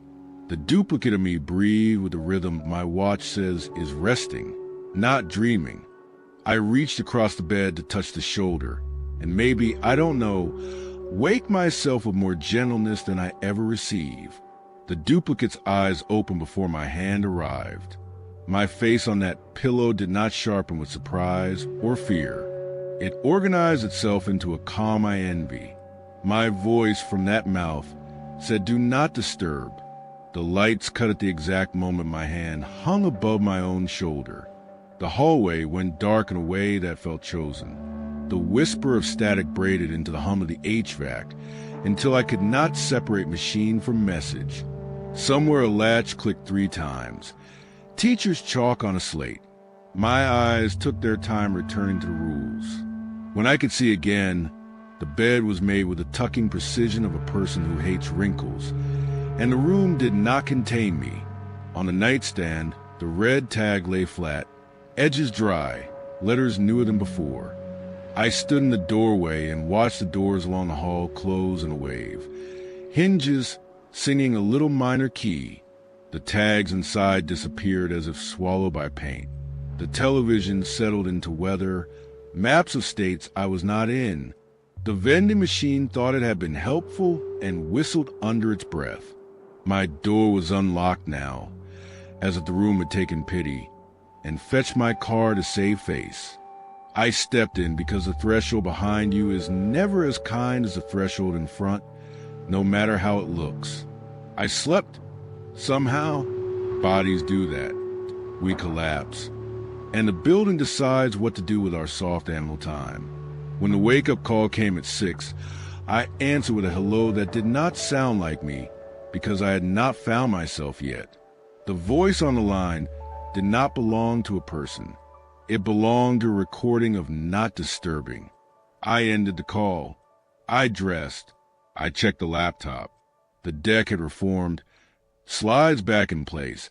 Numbers correct, like a kid who promises to behave. The red tag was gone. The latch looked like any latch. I told myself the night had been a metaphor and that I would sell anyway. I reached the client's office at 9 with coffee and a smile I had ironed. The receptionist gave me a visitor sticker without looking, the way people do when their morning has already eaten them. In the conference room, the screen recognized my laptop with no tantrum. The first slide displayed. The room filled. The executives wore expressions like closed blinds. I began my story with the certainty of a person who decides uncertainty is not an option. Then the text on slide 2 bled red at the edges, and letters rose onto the graph like mold. Do not disturb means you. The period was that same bead, bright as a berry. I talked around it. I kept moving. That is how you survive some calls. The room fell into that stillness where only judgment breathes. My rival smiled at the far end, and the smile did not reach his eyes because it never has. A woman at the center of the table closed her notebook slowly, as if ending a book she wished she had liked more. My phone buzzed a moment later in my jacket pocket with an email I did not check because I still had to finish pretending impeccably. When the meeting ended, I left my card and my thank you. In the elevator, my phone insisted. The subject line read decline. The preview text read presentation disturbed. No body copy, no correction, no rewrite. Just that single grievance that you would not be quiet when our room asked you to be quiet. I laughed because otherwise I was going to put my head against a brushed steel and listen for knocks from inside the panel. Back at the hotel, the desk had a plastic bin labeled lost and found with the kind of hope that has history. On top of the pile of luggage tagged, lay face up. It was mine, or one of mine from another life, black strap, white card. The name was the version I use when I want to cut a line short. Below it, in block letters stamped as if by a clerk who never tires, The words "do not disturb," permanent. The ink had bled at the corners into the cotton weave, little veins spreading like a map of places I would not go. I did not take the tag. I did not ask the clerk where it came from. I left the hotel with the keys still in my pocket by accident. A small theft of building probably counted against me in a way I will feel later. In the car, I sat with the engine off with my hand on the wheel, and I said to you now what I could not say to myself then. Some places do not want your success or your voice. Some nights enforce quiet as a kind of feeding. If a door tells you not to disturb, ask who it means. If the mirror insists the door is closed, check the real hinges. If you see yourself sleeping across the hall, do not be generous. Do not touch. I know how it sounds. You will say it was screens and stress and a motel with too much air freshener. You will ask why I did not punch a wall or demand a manager. You will say the pitch was lost because I spooked. Maybe, but hear me when I tell you this. The latch clicks at night, like a mouth practicing a sentence. The red tag is not a suggestion for staff. It is a label for people who think they can walk through a building without introducing themselves to the rules. Do not be that person, if you can help it. When you travel next, pack your calm, pack your doubt, pack a little tape for the peephole, if it whispers. If a sign appears on your handle you did not ask for, do not just rip it. Ask whose name it wants to cover. If you choose to resist, and sometimes you must stay yourself, then do it with a second person in the room who can tell you later where you went. If you are alone, speak softly and tell the door you will be back soon, and then be back soon. Story 5. The mirror behind the ice machine on my floor had a hum like a refrigerator trying not to wake a baby. And behind it someone had mounted a full-length mirror that reflected the corridor with hospital-grade honesty. At 2 a.m, I shuffled over in socks and a conference t-shirt, bucket in hand, and my reflection lagged like a bad live stream, then kept standing there after I stepped sideways, as if the mirror wanted my company more than I did, which is not a sentence I knew I could think until that moment, right? I was 3 nights into the conference and 2 nights into insomnia, which is a kind of math that makes your ribs feel like they are pressing in. At 9, I was supposed to deliver the keynote, the one where everyone decides if your name stays on their tongue or falls off. I needed ice for tea, ritual more than cure. The corridor smelled like bleach trying to be citrus. The carpet had a damp spring, as if it had learned the word mildew and would not stop saying it under its breath. I pressed the paddle, and nothing happened. The machine wasn't even lit. The little LED that normally makes a parental point about safety was dead. My reflection raised the bucket anyway and listened. Mine did not. I leaned sideways, testing. The reflection waited, then caught up, then overshot by a beat and smiled a private smile at me that I had not put on yet.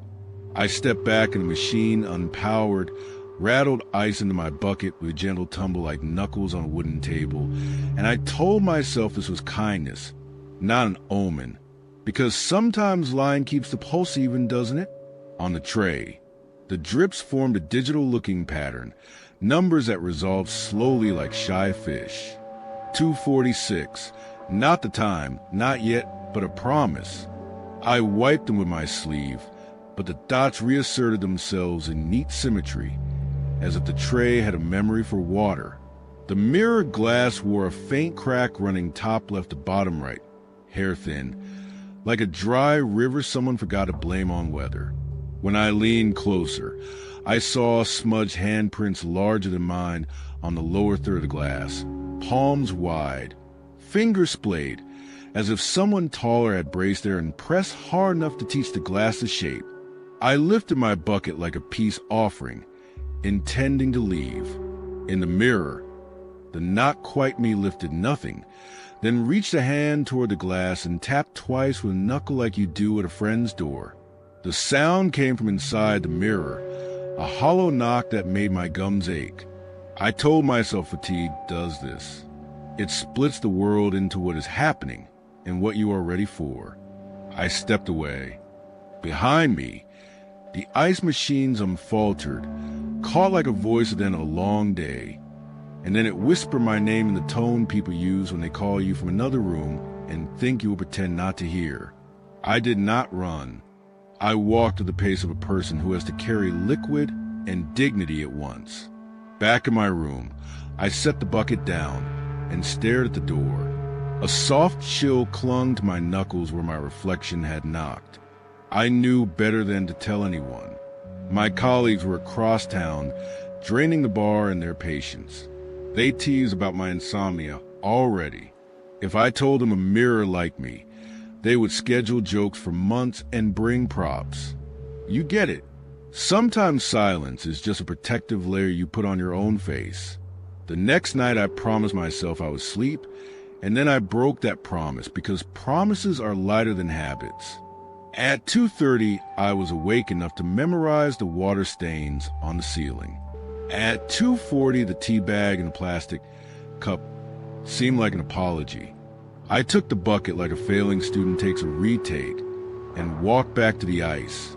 The machine was still unlit, but leaking the occasional cube, like it had learned to breathe in pebbles. The mirror was there, of course, which is a wrong way to phrase it. The mirror was here, and my reflection was already standing in front of it, centered, hands at sides, wearing the blazer I had hung in the closet for the morning.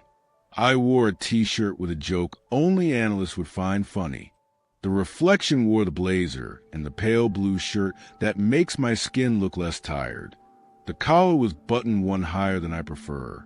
The crack in the mirror seemed wider by a hair, a seam learning itself. The drip spelled 2:46 again. My first thought was that my colleagues had found a way to put a camera behind glass, and were having fun with latency. My second thought was that I should be flattered to be pranked by people with so much to do. My third thought was footsteps, wet ones, behind me when the carpet is supposed to be dry. I turned.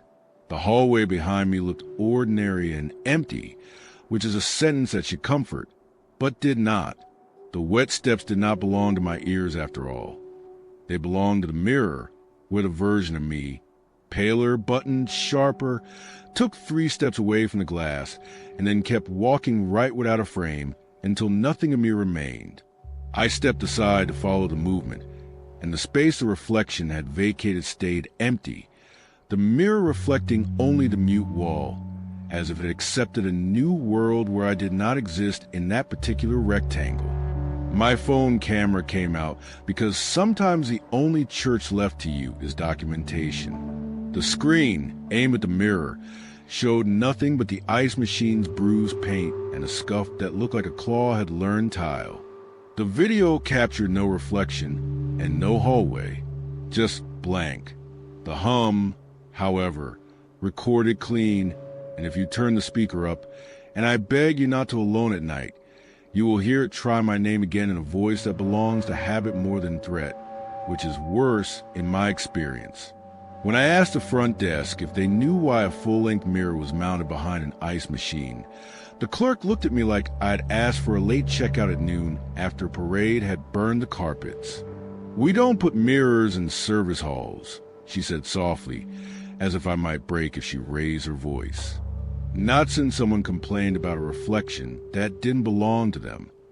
She smiled to indicate she was joking. She wasn't good at it. The security guard, when pressed, offered to show me footage if I would please sleep later. We reviewed the camera aimed at that stretch of corridor. It showed a wall. No mirror. No machine. Nothing but pain and a motion sensor that skipped 1 minute between 2:45 and 2:46 like a record with a scratch. By morning, I felt like I'd been written on and gently erased. My slides loaded, then hiccuped, then returned. The rehearsal room's projector blinked like something with eyelids. I flubbed a cue and pretended it was a joke because business people forgive jokes if you return the money. A colleague asked if I was okay in a tone that said he would be happier if I wasn't, because then it could be a story. I told him I slept great and that the hotel put a mirror where God intended, and that ice can whisper if you pay attention. He laughed because he thought I was laughing. That night, insomnia carried me down the corridor by the small of my back. I told myself I was not going, and then noticed my feet were lined up with the machine anyway. The hum met me halfway, like a person who knows your step. The crack down the glass had fattened to a hairline wider than hair. The smudged handprints looked newer, went around the fingers, the way steam will condense inside the outline of a pressed hand.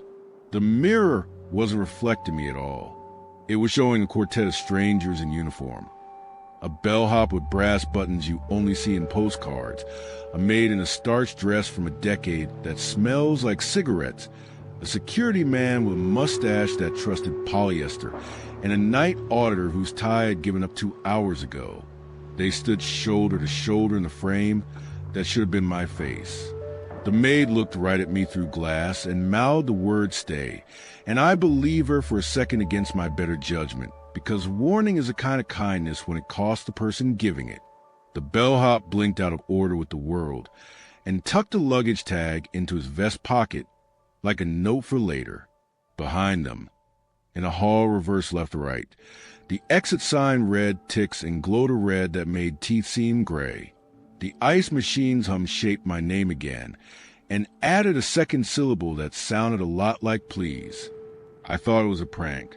I needed it to be. I went to the conference Slack and looked for gifs that might match a deepfake. My DMs lit up with a dozen versions of Hey, Where Are You? And one co-worker who had never resisted cruelty wrote Still Awake? Not judging, just aggregating data. I almost sent him a video of my mirror wall and then deleted it because I did not want the story to travel without me. The hum settled to a whisper like two palms rubbing together. The drips became neat dots on the tray. 2:46. My watch insisted it was 2:44, which was a comfort with an expiration date. At 2:46 exactly, with the obedience of a machine that keeps appointments, the ice machine said my name like a mother who has memorized your worst mistakes and loves you anyway.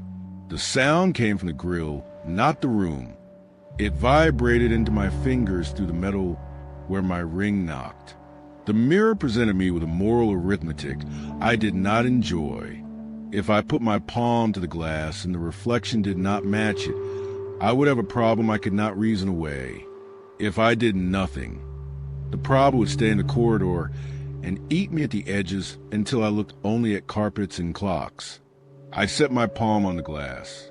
The cold was tender, the way water in a metal cup feels when you've been thirsty too long. My reflection did not mirror me. It stood a half step back, head tilted like a listener. The handprints under mine were larger and cooler and slightly damp, as if the mirror closed its eyes and exhaled. I thought of the bellhop. I thought of the maid. I thought of the night auditor whose tie had stopped trying. I thought of the words stay spoken without sound. Then fingers from the other side closed around my wrist with firmness that had no interest in my consent. The grip was not violent at first. It was instructional. It tightened. The crack in the glass opened not as a shatter, but as a seam, a zipper coming down. Teeth unlatching soundlessly into a darkness that had learned how to smell me. My bucket hit the floor, ice skittered under the machine, and learned corners. I braced against the wall with my free hand and felt wallpaper give a quarter inch, like fat pressed under skin. The tug at my wrist spoke a language of gentle insistence. The hum sang my name in a tone that expected me to understand it, wanted me to be part of its inventory. I went halfway in. There's no analog for that in daily life, but you will know it if it happens. One leg pushed into a space that did not care about pressure. My shoulder slid through glass, as if it had always expected to move this way. Inside was a hotel that hated the sun. Clocks were all frozen at 2:46. Carpets lay like heavy tongues. Luggage sat abandoned against baseboards. tags curling with the names of people who had slept badly enough to be confused by mirrors. Exit signs read ticks with supreme authority. The bellhop with the neat vest looked up from a desk and did not see me. That is an odd pain, being unseen by someone whose job is to see. I saw myself. Dozens of myself. Versions of me from nights I had tallied like receipts. The one with the coffee stain on the lapel. The one whose zipper jammed. The one who lost her notes and pretended she spoke without them by choice. They moved like people who had not slept enough to make choices. Each carried evidence of time I had misplaced. A missed call list that scrolled like a prayer flag. A slide deck corrupted into red lines that read, "Do not disturb means you."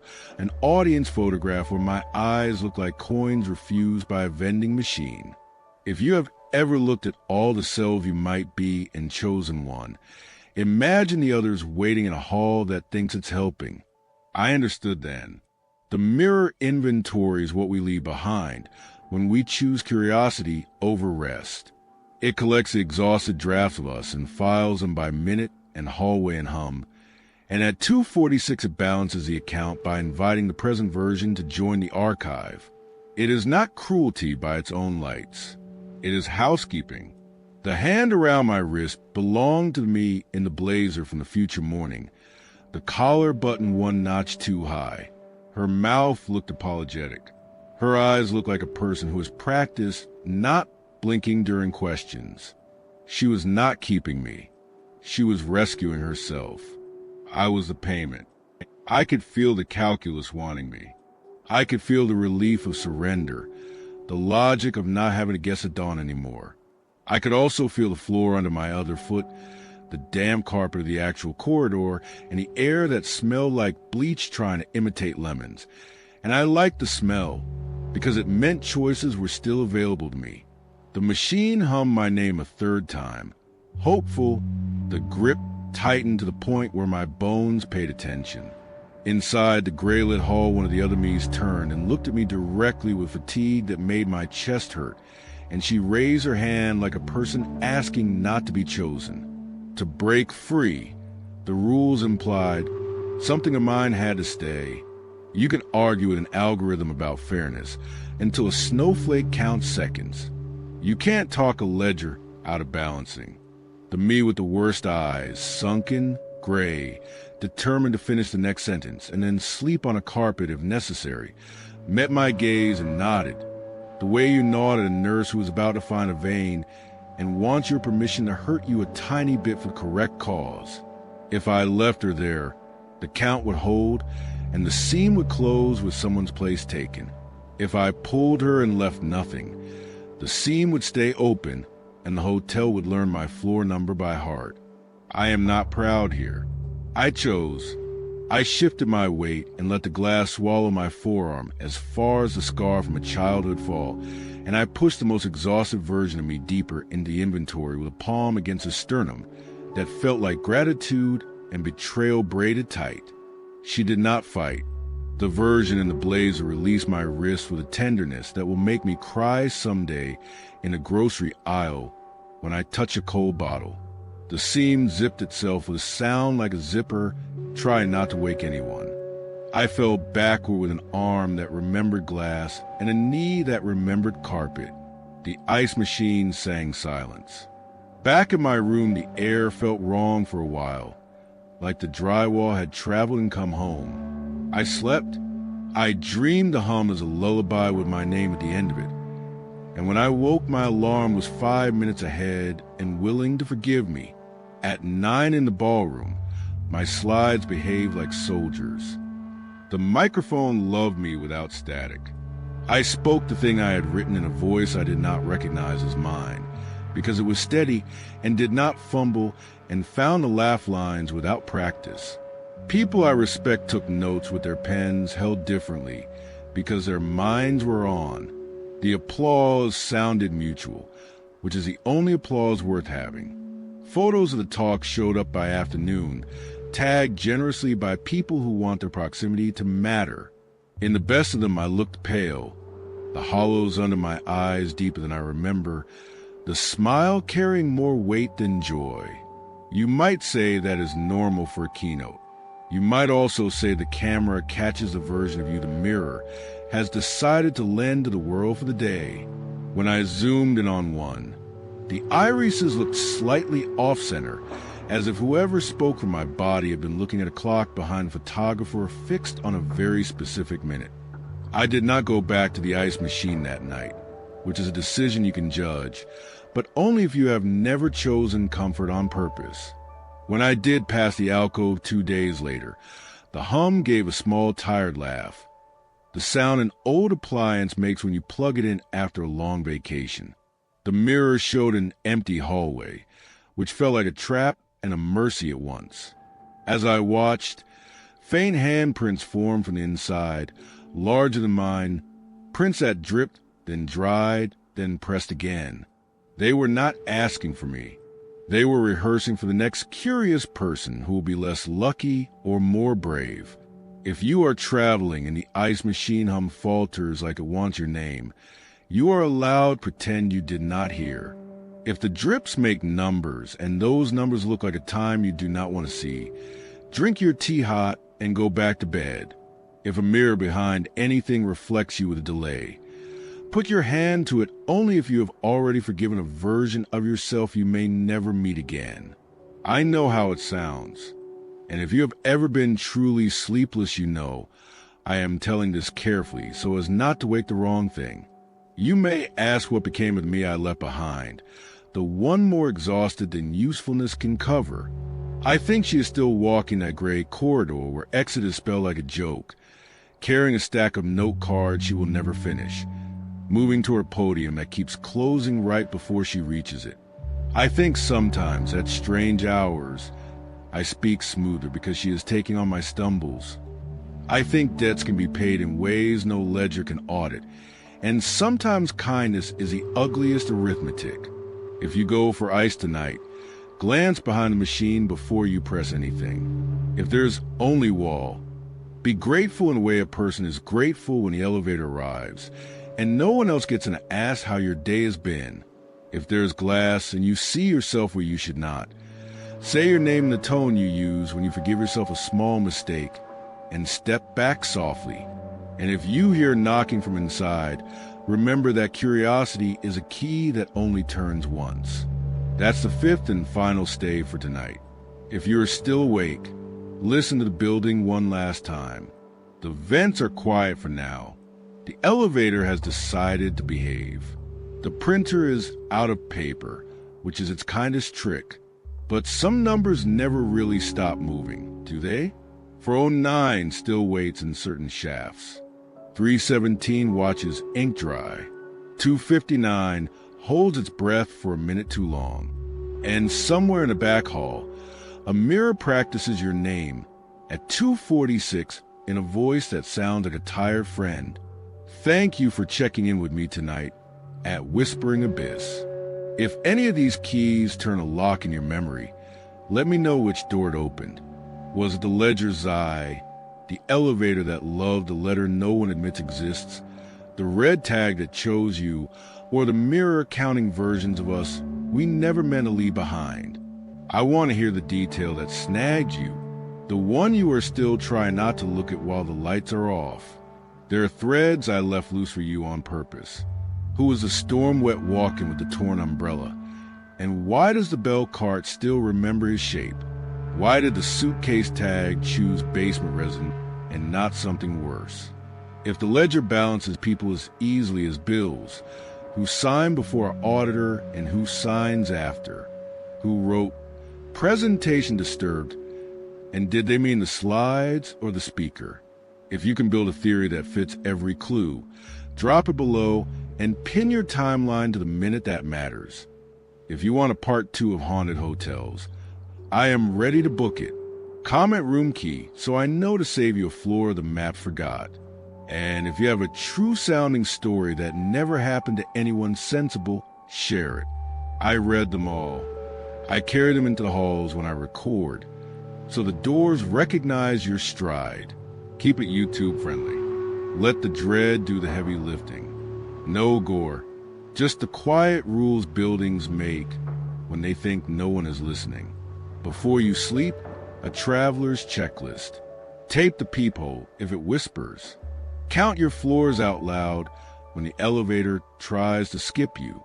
Do not hold a key card upside down unless you are sure it works better that way. If a red tag appears on your handle without your help, ask not who it guards, but who it has chosen.